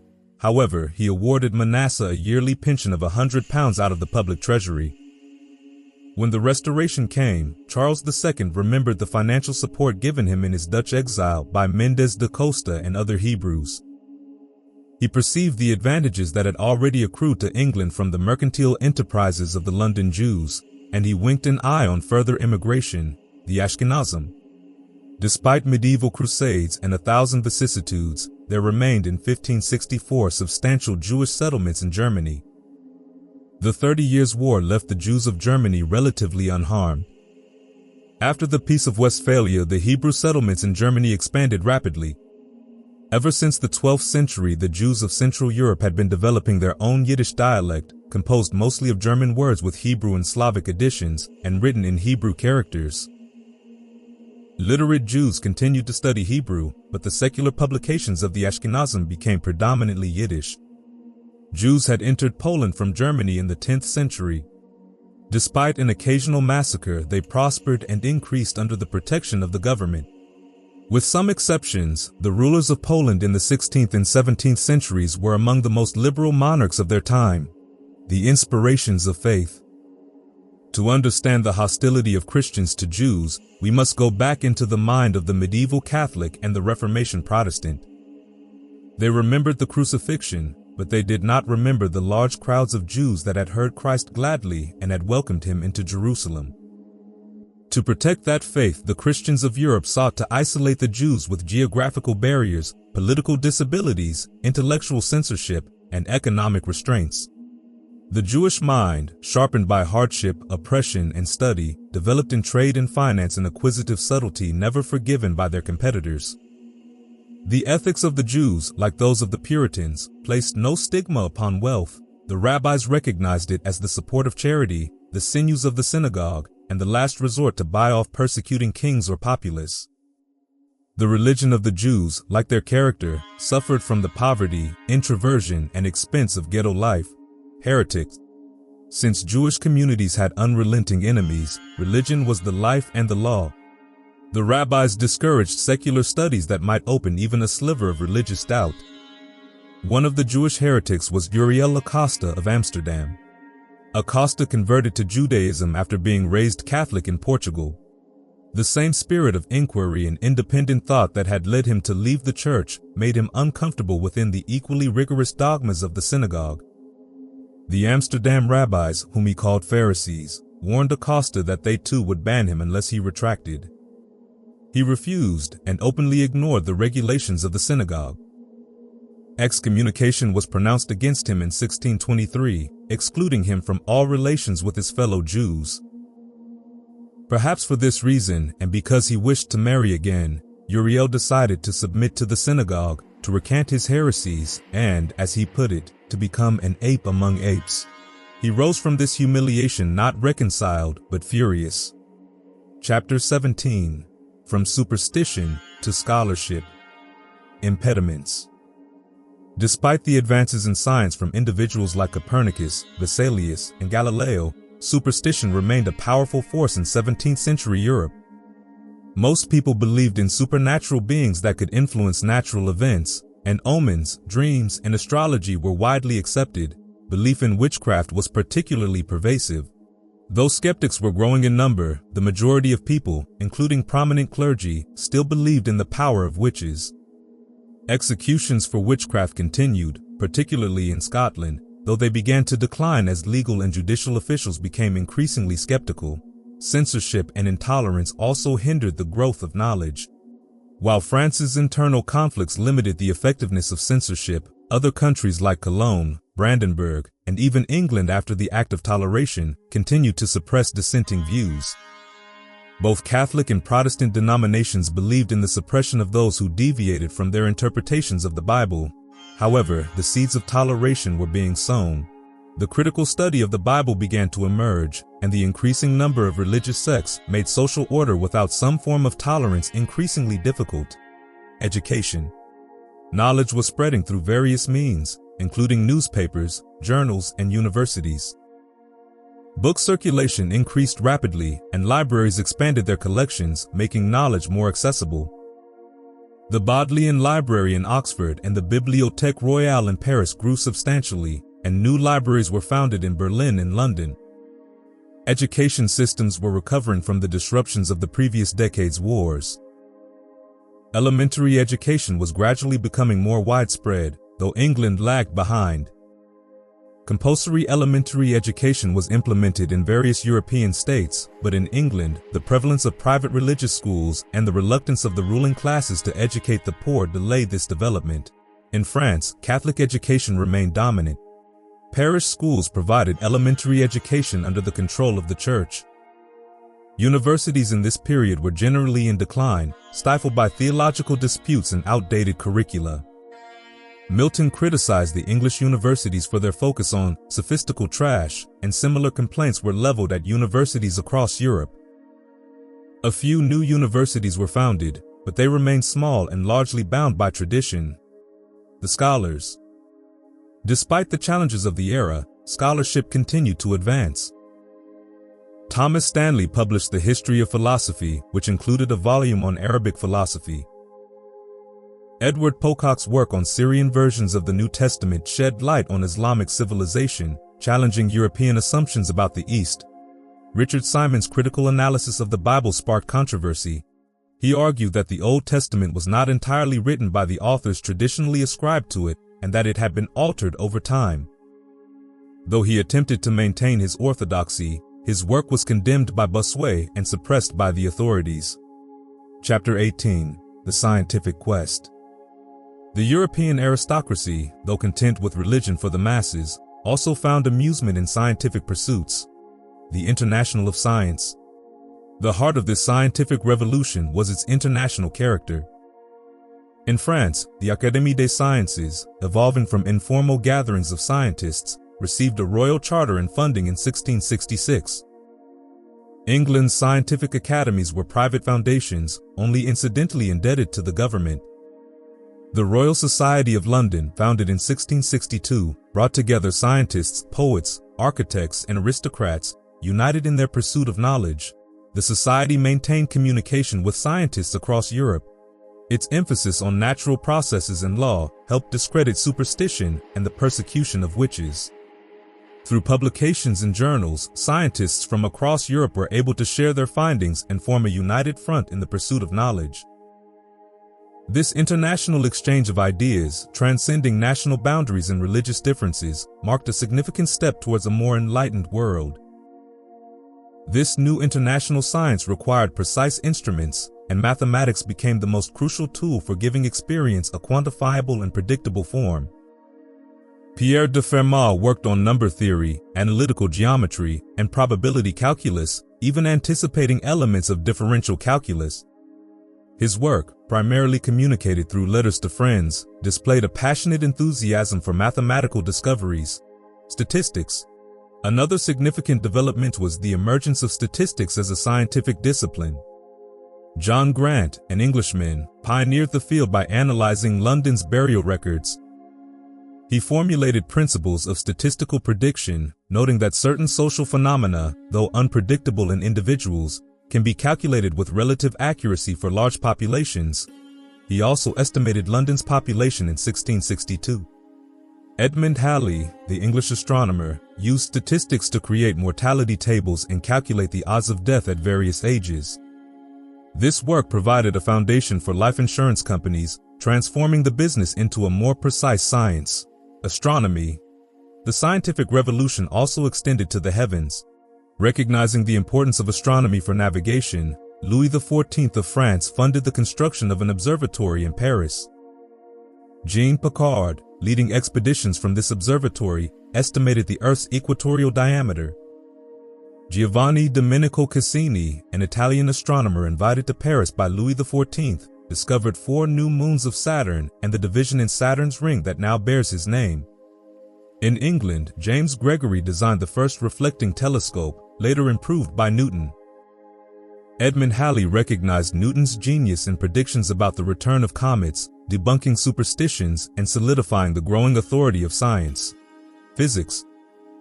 Physics, though seemingly less at odds with religious doctrine than subjects like geography and biology, played a crucial role in establishing the rule of law in the natural world, further weakening the belief in miracles. Huygens' invention of a reliable marine clock, using a balance wheel and springs instead of a pendulum. This invention, along with Hooke's improvements to clocks and watches, showcased the practical applications of physics. Huygens also investigated centrifugal force, explaining the flattening of Jupiter at its poles and proposing that the Earth too must be similarly shaped. Building upon the work of Torricelli and Pascal, Otto von Guericke's air pump experiments demonstrated the pressure of the atmosphere. Robert Boyle confirmed that atmospheric pressure supported the mercury column in a barometer and demonstrated that air has weight. His experiments also revealed the vital role of air in life and sound transmission. Boyle's most notable contribution to physics was his formulation of the law of atmospheric pressure, which states that the pressure of a gas varies inversely with its volume. This law, also discovered independently by Hooke and Marriott, had profound implications for the development of the steam engine and the Industrial Revolution. Boyle and Hooke also explored the nature of heat, proposing a kinetic theory in which heat is a result of the motion of particles within a body. They distinguished heat from fire and flame and suggested that all bodies possess some degree of heat due to the vibration of their particles. Progress in the study of electricity was more modest, with research focused on magnetism and frictional electricity. Halley investigated terrestrial magnetism and its connection to the aurora borealis, while Guericke conducted experiments demonstrating electrical attraction and repulsion. Hauksbee, an English scientist, developed a method for generating electricity by rotating an exhausted glass bulb. His experiments produced noticeable sparks, and comparisons to thunder and lightning were made by Newton. Chemistry. While industry had long utilized chemical processes, the systematic study of substances and their transformations was only beginning to emerge. Boyle challenged the traditional concept of four elements: air, fire, water, and earth, arguing that they were compounds rather than true elements. He proposed that elements were the basic building blocks of all matter. The nature of fire fascinated scientists. Becker, a German chemist, proposed a theory based on oily earth as the combustible element in substances. Boyle, observing that combustion ceased in a vacuum, suggested that air contained a vital component necessary for burning. Mayow, another English scientist, went further, positing a substance in air that combines with metals during oxidation and plays a role in blood circulation. These early observations foreshadowed the later discovery of oxygen. Hennig Brand's discovery of phosphorus, a substance that glowed in the dark. Boyle, intrigued by this discovery, conducted his own experiments and established the basic properties of phosphorus. Technology. The development of the steam engine exemplifies simultaneous progress in both science and industry. Early attempts to harness the power of steam can be traced back to ancient Greece, but it wasn't until the 17th century that significant progress was made. Leonardo da Vinci's steam-powered cannon design, though not implemented at the time, hinted at the potential of this technology. Several inventors, inspired by ancient texts and their own ingenuity, proposed various applications of steam power. Denis Papin, Huygens' assistant, made crucial advancements with his digester, a pressure cooker that incorporated the first safety valve. He also demonstrated that the power of expanding steam could be transmitted pneumatically and built the first engine that utilized the condensation of steam to drive a piston. In 1707, he successfully propelled a boat using a steam engine. In England, Savery and Newcomen made practical steam engines. Savery's engine, though subject to boiler explosions, was used for pumping water from mines while they were subject to boiler explosions. Eventually, the mine owners soon returned back to the employment of horses. Biology. Nehemiah Grew, an English scientist, confirmed the sexuality of plants, describing the pistils and stamens as female and male reproductive organs, respectively. Camerarius, a German botanist, provided further evidence for plant sexuality by demonstrating that the removal of anthers prevented fruit production. Marriott's chemical analysis revealed that plants absorb nutrients from water drawn from the soil. These discoveries advanced significantly beyond Aristotle's earlier explanations of plant growth. Francesco Redi, an Italian physician, challenged the long-held belief in spontaneous generation by demonstrating that maggots only appeared on meat exposed to insects. His work, summarized in the phrase, omne vivum ex ovo, every living thing comes from an egg or a seed, marked an important step towards a more accurate understanding of the origins of life. Anton van Leeuwenhoek, a Dutch scientist, made discoveries using his own meticulously crafted microscopes. He was the first to describe protozoa and bacteria. Jan Swammerdam, a Dutch naturalist, made significant contributions to entomology and microscopy. His detailed studies of insect life cycles and his investigations of various animals established him as one of the most meticulous observers in the history of science. He, like Redi, rejected abiogenesis, further demonstrating that microorganisms were responsible for decay rather than being generated by it. Anatomy and physiology. The human body became a subject of intense scrutiny during this period, with researchers utilizing the microscope to uncover its hidden intricacies and exploring the mechanisms that governed its functions. The similarities between human and animal anatomy observed during this period led some scientists to consider the possibility of evolution.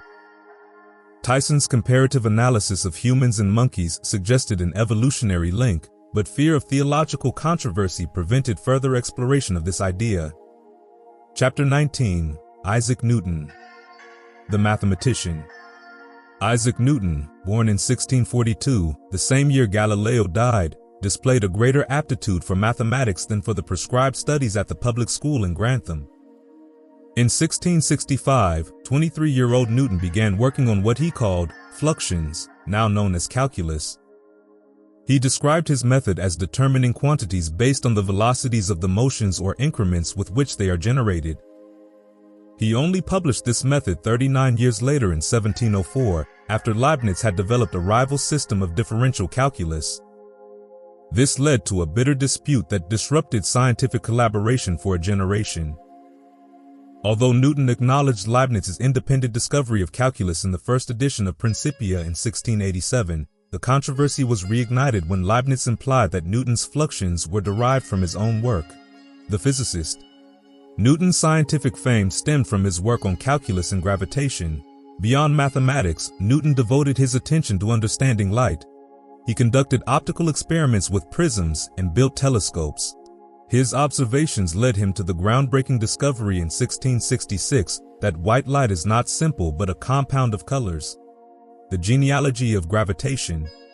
Newton's interest in gravitation can also be traced to 1666 when he began to think about the force of gravity extending to the moon's orbit. Contrary to popular legend, the idea of gravity did not come to him from observing an apple falling from a tree. By 1666, he had calculated the force of attraction between planets and the sun as inversely proportional to the square of their distance. He did not publish his theory for 18 years as he could not reconcile it with existing data and calculations. The idea of a gravitational force was not unique to Newton. Several scientists and astronomers before him, like Gilbert and Borelli, had explored the concept of magnetic or attractive forces between celestial bodies.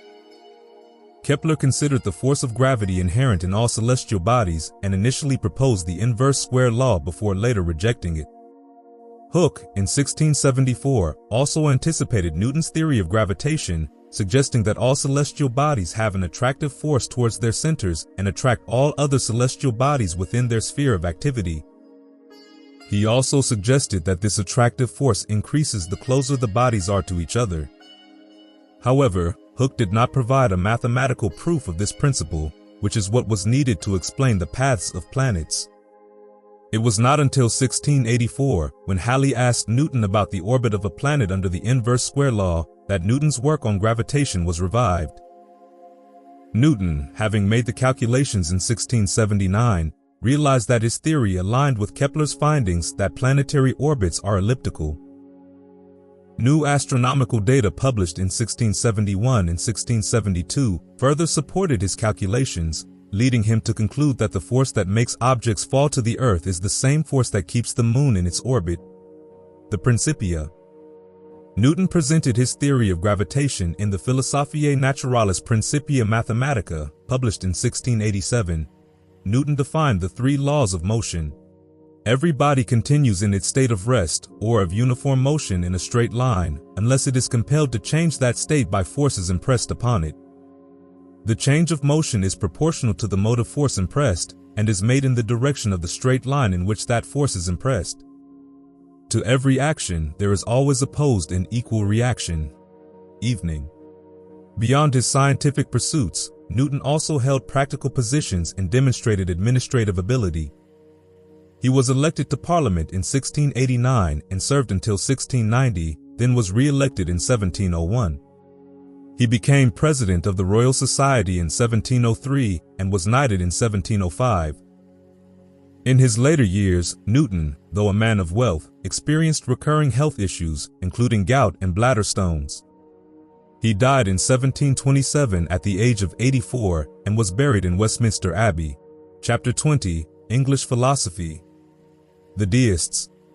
The turmoil of the English Civil War, coupled with advances in science and exploration, contributed to a growing skepticism towards traditional religious beliefs, leading to the rise of deism in England. Deists rejected organized religion and supernatural revelation, advocating instead for a natural religion based on reason and observation. They believed in God as a creator, but not as an interventionist deity involved in human affairs. Key figures in the deist movement included Charles Blount, who argued that religion was a tool of social control invented by impostors seeking power. He ridiculed biblical narratives and advocated for a simplified religion based solely on moral living. John Toland, who, influenced by Locke's empiricism, championed reason as the sole foundation of knowledge and challenged the authority of Scripture. He also explored the origins of religious beliefs, including the concept of immortality, from a historical and philosophical perspective. Anthony Collins, whose work A Discourse of Free Thinking, 1713, provided a sophisticated defense of using reason to examine religious beliefs. He argued that free thinking does not lead to atheism but rather combats it by challenging blind faith and promoting critical inquiry. Defenders of the faith.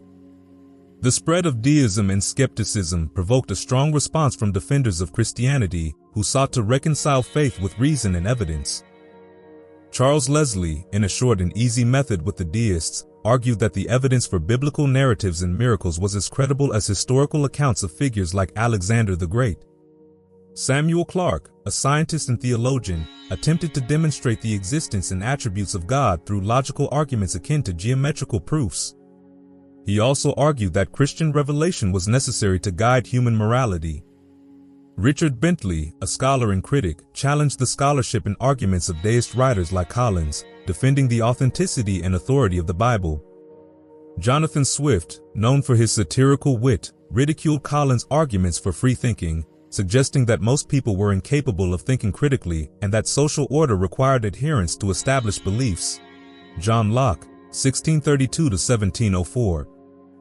John Locke, born in 1632, became a pivotal figure in English philosophy, laying the foundations for modern liberalism and empiricism. Locke's early life was shaped by the English Civil War and his father's Puritan beliefs in popular sovereignty and representative government. He studied at Oxford, focusing on classical languages, logic, and ethics.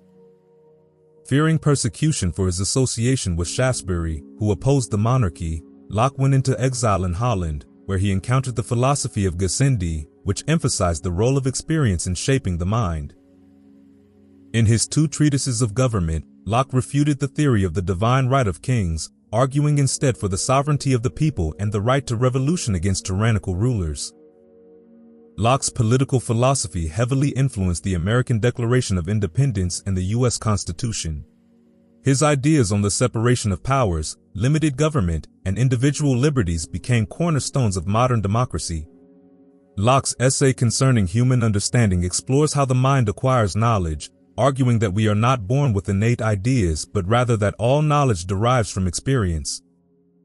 He famously described the mind at birth as a tabula rasa, a blank slate upon which experience writes. Locke's analysis of primary and secondary qualities laid the groundwork for Berkeley's idealism.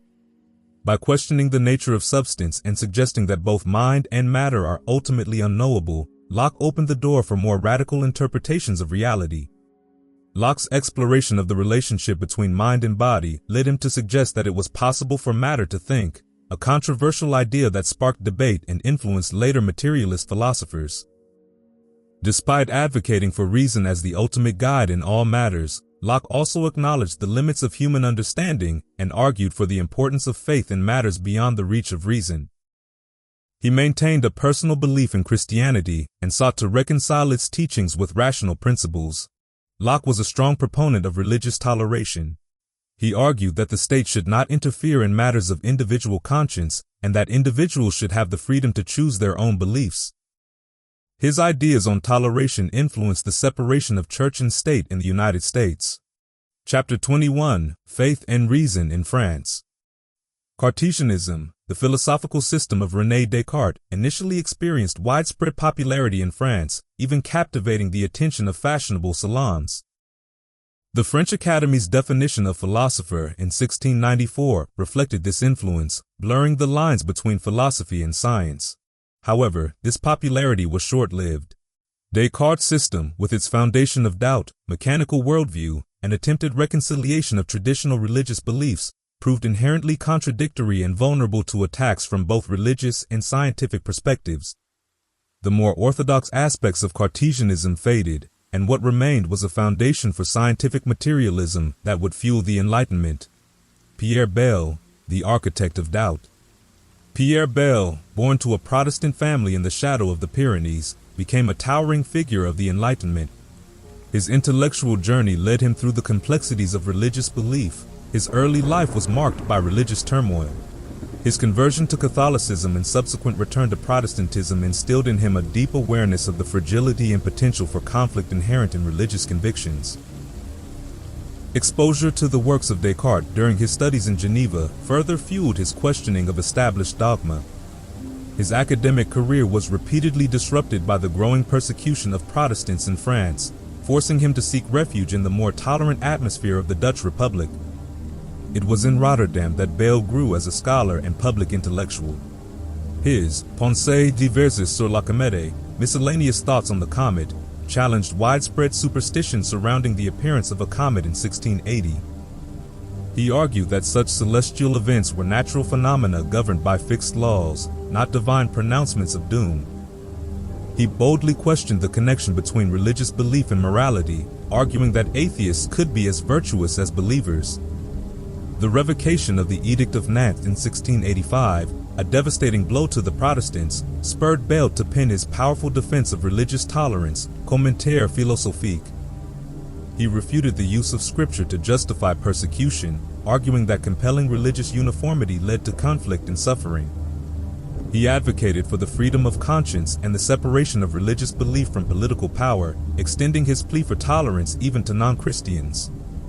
Bayle's radical views on tolerance provoked fierce opposition from both Catholics and Protestants. His former friend and colleague Pierre Giroux led a campaign to have him removed from his professorship, ultimately succeeding in 1693. Undeterred, Bayle devoted his remaining years to his monumental Dictionnaire historique et critique, a work that would become a cornerstone of Enlightenment thought. It influenced a generation of thinkers, from Leibniz to Voltaire, and helped to shape the critical and skeptical spirit of the Enlightenment. Chapter 22, Spinoza. Spinoza's life, work, and lasting influence.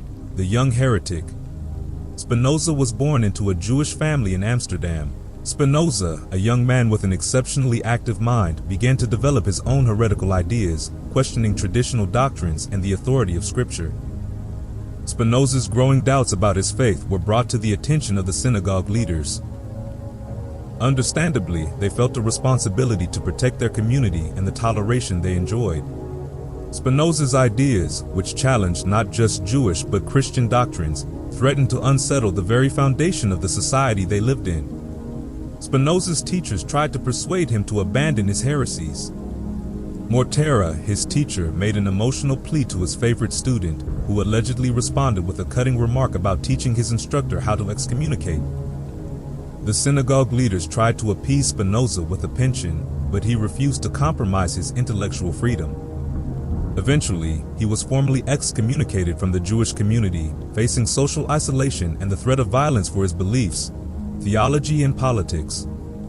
Despite the threat of persecution, Spinoza continued to develop his philosophy. He published a geometrical version of Descartes' Principia Philosophiae anonymously in 1663. However, the growing political tensions in Holland, with the threat of war against Louis XIV, led to stricter control of expression. Undeterred, Spinoza published, again anonymously, the Tractatus Theologico Politicus. This work advocated for freedom of thought and speech, arguing that such freedom was essential for both piety and public peace. He noted the difficulties in understanding and interpreting the Hebrew text of the Old Testament. He questioned the authorship of several books, suggesting that they were compiled much later than traditionally believed. He also highlighted inconsistencies and contradictions within the Bible, pointing out instances where different passages contradicted each other on matters of faith and salvation. For Spinoza, the true value of the Bible lay in its moral code, not its literal truth. He believed that stories of divine intervention were merely allegorical, intended to guide ordinary people towards moral behavior. Spinoza believed that philosophy's goal was truth, while theology aimed at obedience and piety. Spinoza's Tractatus Theologico Politicus was met with hostility from both religious and secular authorities. the philosopher. After the publication of the Tractatus, Spinoza moved to The Hague, where he lived a simple life, supporting himself by grinding lenses and continuing his philosophical work. He maintained a wide correspondence with intellectuals across Europe, discussing science, religion, and philosophy. Throughout his life, Spinoza faced persecution and accusations of atheism. He was offered and refused a professorship at the University of Heidelberg, fearing that restrictions on his freedom to philosophize would hinder his work. He was even suspected of treason during the French invasion of Holland due to his visit to the French commander, the Great Condé. He completed his masterpiece, The Ethics, but delayed its publication due to the hostility surrounding his work. He died in 1677, and his friends published the Ethics anonymously later that year. God. Spinoza's philosophy, as presented in the Ethics, aimed to construct a system of ethics based on a rational understanding of God and the universe. His method was inspired by the rigor and clarity of geometry, seeking to derive ethical principles from logical deductions. He started with definitions, many drawn from medieval philosophy, but used in ways that sometimes obscure his meaning for modern readers. Spinoza's God is not a personal deity, but rather the totality of all being, encompassing both the mental and physical realms. He is Deus, ex natura, God or nature, the immanent cause of all things. For Spinoza, there is no creation in the traditional sense, only the continuous expression of God in the infinite variety of individual forms, which he called modes, mind. For Spinoza, there is no interaction between mind and body, but rather a parallel unfolding of mental and physical events, a psychophysical parallelism within a single unified entity. There is no free will in the sense of uncaused choice. Our decisions are determined by our desires, which are themselves shaped by a chain of prior causes extending back to the beginning of the universe. We may feel free because we are aware of our desires, but we are unaware of the complex chain of causes that have shaped those desires, man. Spinoza sees virtue as intimately connected to power, understanding power as the capacity to effectively pursue our own well-being and to realize our potential. All human actions are ultimately motivated by the desire for pleasure and the avoidance of pain. We judge things as good or bad based on how they affect our well-being, seeking out experiences that enhance our vitality and avoiding those that diminish it. Spinoza does not shy away from advocating for a variety of pleasures, including those of the body and the senses, as long as they do not hinder greater and more lasting pleasures. However, Spinoza also recognizes that our desires can often be confused and conflicting. We often have confused and inadequate ideas about what will truly bring us lasting happiness. These confused desires, which he calls affectus, are the emotions that often lead us astray. Spinoza critiques both monarchy and aristocracy, arguing that they tend to concentrate power in the hands of a few, leading to oppression and instability. The chain of influence. Spinoza's philosophy stands as a pivotal point in the history of Western thought. It draws from a diverse range of influences, from ancient Greek philosophy to medieval scholasticism, from the scientific revolution of the 17th century to the political turmoil of his own time. Spinoza's Jewish heritage is evident in his emphasis on the unity of God and his conception of God as the fundamental ground of all being. He draws upon the work of earlier Jewish philosophers who had already begun to challenge traditional interpretations of Scripture and to advocate for the role of reason in understanding religious matters. Chapter 23. Leibniz. The philosophy of law. Spinoza and Leibniz were separated by a chasm of character and thought. Spinoza was a solitary Jew, ostracized by Judaism and not accepting Christianity. He lived in poverty, produced only 2 books, developed an original philosophy that alienated all religions, and died young. In contrast, Leibniz was a German man of the world, busy with statesmen and courts, traveling widely throughout Western Europe. He embraced both Protestantism and Catholicism, using many systems of thought, writing many treatises, and embracing God and the world with optimism. The 2 men, though separated by a vast gulf, were both giants of modern philosophy. At the time, Matthias Knudsen of Holstein rejected all supernatural belief, famously stating, In super deum negemus, above all, we deny God. He wanted to replace Christianity with a positivist religion of humanity, anticipating Auguste Comte, and base morality on the naturalistic education of conscience. Leibniz was dismayed by this triumph of free thinkers and the declining respect for religion and miracles. Wanderjahren. Gottfried Wilhelm Leibniz was born in 1646, just as the 30 Years' War was ending. A brilliant child, he was exceptionally learned in many subjects thanks to his father's extensive library and his own voracious appetite for knowledge. He began Latin at 8, Greek at 12, and immersed himself in history. He attended the University of Leipzig, where he was taught by the influential Thomasius and received his doctorate in law at the young age of 20 from the University of Altdorf. His dissertation was so impressive that he was immediately offered a professorship, which he declined, stating that he had different things in view. Leibniz then embarked on a period of intellectual exploration, immersing himself in various philosophical movements. During his years in Mainz, he familiarized himself with Catholic theology and ritual, prompting his aspirations to reunite the divided Christian faiths. Leibniz's time in Mainz coincided with Louis XIV's aggressive expansion into the Low Countries and Lorraine, causing concern in Germany. Leibniz, with characteristic brilliance, devised two plans to counter the French threat.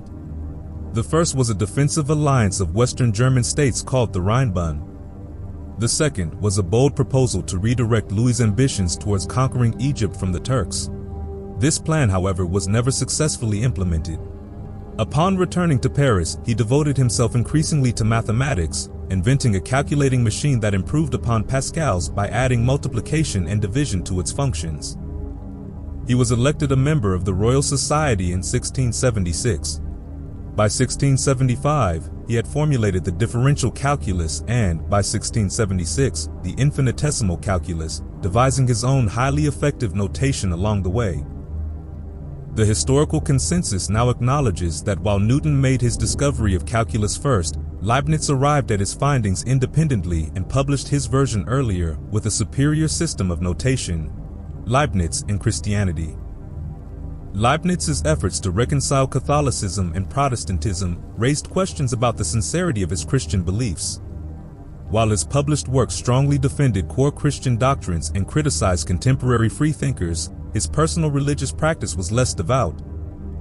Some scholars believe he maintained two distinct philosophies, a public one espousing conventional Christian beliefs, and a private one more aligned with Spinoza's pantheism. He finally gave up in 1694 and privately condemned all competing theologies.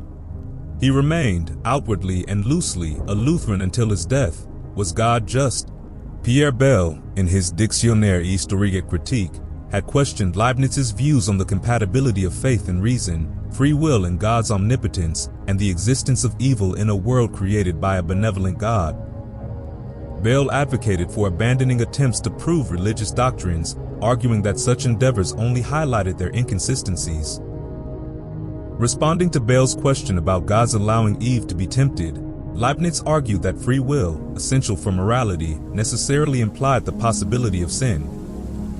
He acknowledged that free will seems incompatible with both science, which observes deterministic laws, and theology, which posits God's foreknowledge and predestination, paralipomena.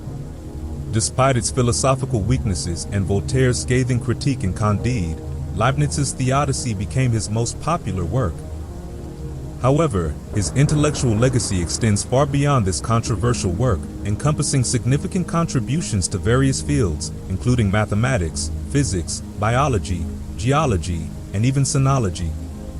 He improved upon Descartes' formula for measuring force, laying the groundwork for the modern formula used in physics. His conception of matter as energy, initially seen as a metaphysical speculation, has become a cornerstone of modern physics. He also, foreshadowing Kant, interpreted space and time as perceptual relations rather than objective realities, views that resonate with modern relativity theories.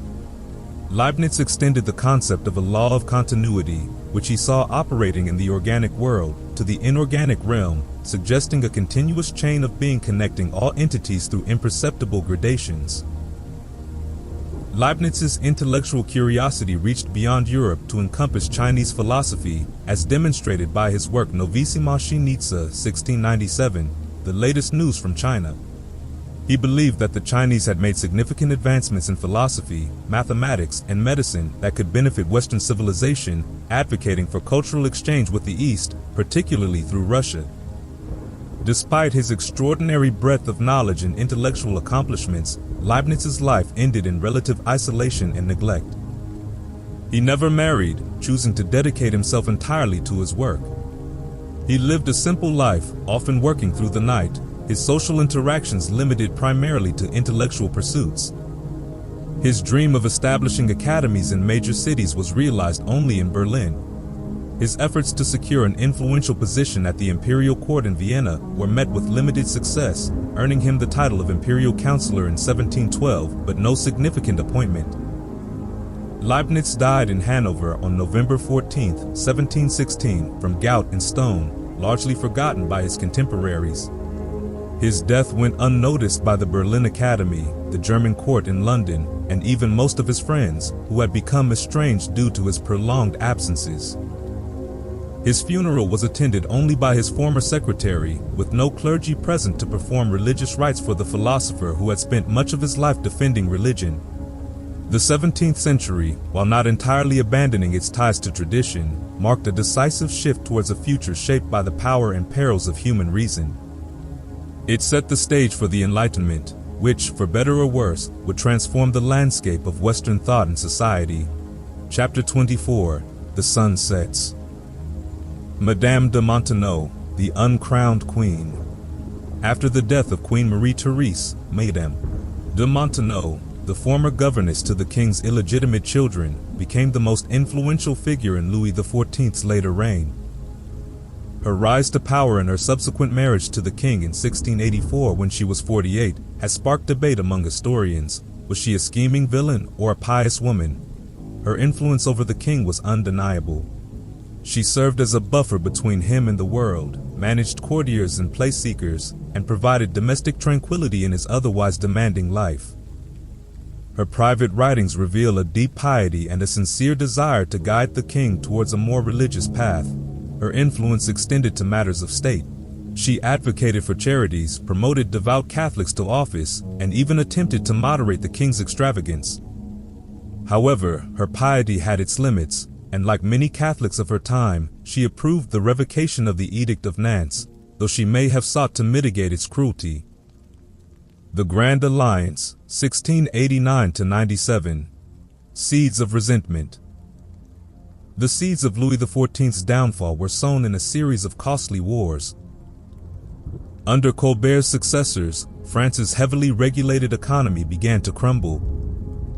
The breaking point came with the French invasion of Germany in 1688. Louis, aiming to preempt the gathering imperial forces, achieved swift victories, capturing key cities along the Rhine. However, these very triumphs would prove to be his undoing.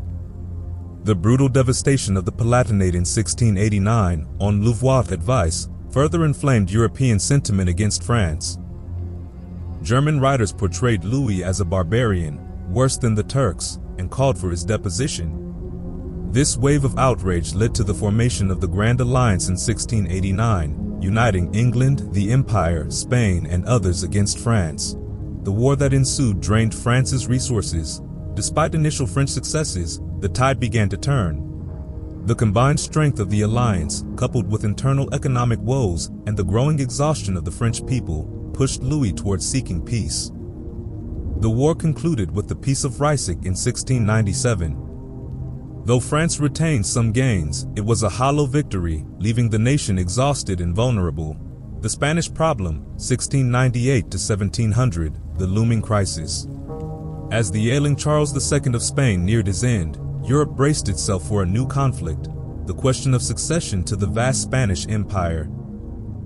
Louis XIV, through his wife and mother, staked his claim. The Emperor Leopold I, with his own familial ties to the Spanish throne, presented a counterclaim. The prospect of either France or Austria inheriting the Spanish Empire terrified the rest of Europe, threatening to destabilize the balance of power. Ultimately, Charles II bequeathed his entire empire to Philip of Anjou, Louis XIV's grandson. Though initially hesitant, Louis accepted the will, presenting Philip as the new king of Spain in 1700. The Grand Alliance, 1701-2, renewed hostilities.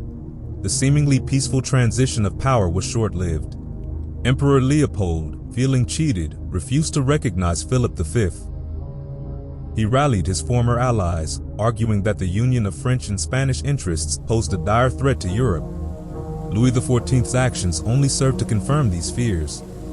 He secured the French throne for Philip's line should other heirs fail, and controversially replaced Dutch garrisons in the Spanish Netherlands with French troops. These actions were interpreted as steps toward a Franco-Spanish hegemony, reigniting the Grand Alliance. William III, despite initial reservations from the English Parliament, skillfully maneuvered England back into the anti-French coalition. Public opinion shifted as the economic and strategic implications of a dominant France became apparent. By 1702, the stage was set for another European war. The Grand Alliance, now backed by England, the Empire, the United Provinces, and a host of other powers, declared war on France. The War of the Spanish Succession, 1702-13, a continent embattled. The War of the Spanish Succession engulfed Europe, drawing in almost every major power west of Poland and the Ottoman Empire. The stage was set for a clash of military titans, Leopold the Holy Roman Emperor against Louis XIV.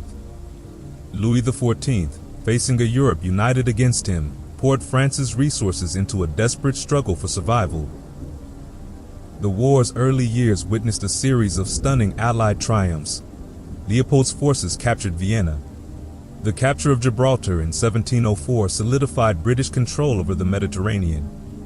Allied forces gained a foothold in Spain, even briefly installing the Archduke Karl as King Charles III in Madrid. However, the war was far from over. A resurgent Spanish resistance, with French support, drove the Allies back from Madrid. Leopold continued his string of victories in the Spanish Netherlands, which brought Allied forces within striking distance of France. Meanwhile, French forces were driven out of Italy, expanding Austrian control across the peninsula. Despite mounting losses and a collapsing economy, Louis XIV stubbornly refused to accept peace on the Allies' terms. The French people, impoverished and starving, bore the brunt of the war's burden. Vauban's proposal for a fairer, graduated income tax was rejected, further highlighting the government's disconnect from the suffering of its people. The brutal winter of 1708-09, followed by famine and economic upheaval, pushed France to the brink of collapse. Desperate, Louis XIV sued for peace in 1709, offering significant concessions. However, the Allies, emboldened by their successes, demanded impossible terms, including Louis using force to expel his own grandson from Spain. France rallied for one last stand. The bloody Battle of Malplaquet in 1709, though a tactical victory for Marlborough, left both sides decimated. With France seemingly exhausted, peace appeared within reach. However, the tide turned once again. Spain secured its positions, while in England, the war-weary Tories replaced the Whigs, paving the way for peace negotiations. The Peace of Utrecht, signed in 1713, finally brought the war to a close. It largely confirmed the status quo, with Philip V retaining Spain and its American possessions, and Austria gaining territories in Italy and Belgium. France, though spared dismemberment, emerged from the conflict severely weakened. The war's legacy was a Europe scarred by nationalistic fervor and a thirst for revenge. Twilight of the God, 1713-15, the sun sets. In the final years of his reign, Louis XIV was a shadow of his former self. He bore the weight of personal tragedies, losing his son, grandsons, and great-grandsons to disease. Faced with dwindling support and the possibility of his legitimized sons inheriting the throne, he navigated the turbulent waters of succession. Despite his advancing age and the misfortunes that befell him, he faced his trials with a semblance of his old dignity. His exchange with Marshal Villars, where he expressed his willingness to fight alongside his troops to save France, hints at the embers of his former spirit. His final days were marked by a renewed piety. He sought solace in religion, accepting reproof and confessing his shortcomings. He died in 1715. France, exhausted by war and economic hardship, greeted his passing with a mixture of relief and resentment. They remembered his grand achievements, but also the heavy price they had paid for his ambition. He embodies the spirit of his age, the absolutism, the religious intolerance, and the insatiable appetite for war. Yet his personal qualities, his charisma, his patronage of the arts, and his enduring influence on France's national identity continue to fascinate and inspire. He was the Sun King, whose brilliance both illuminated and scorched his kingdom.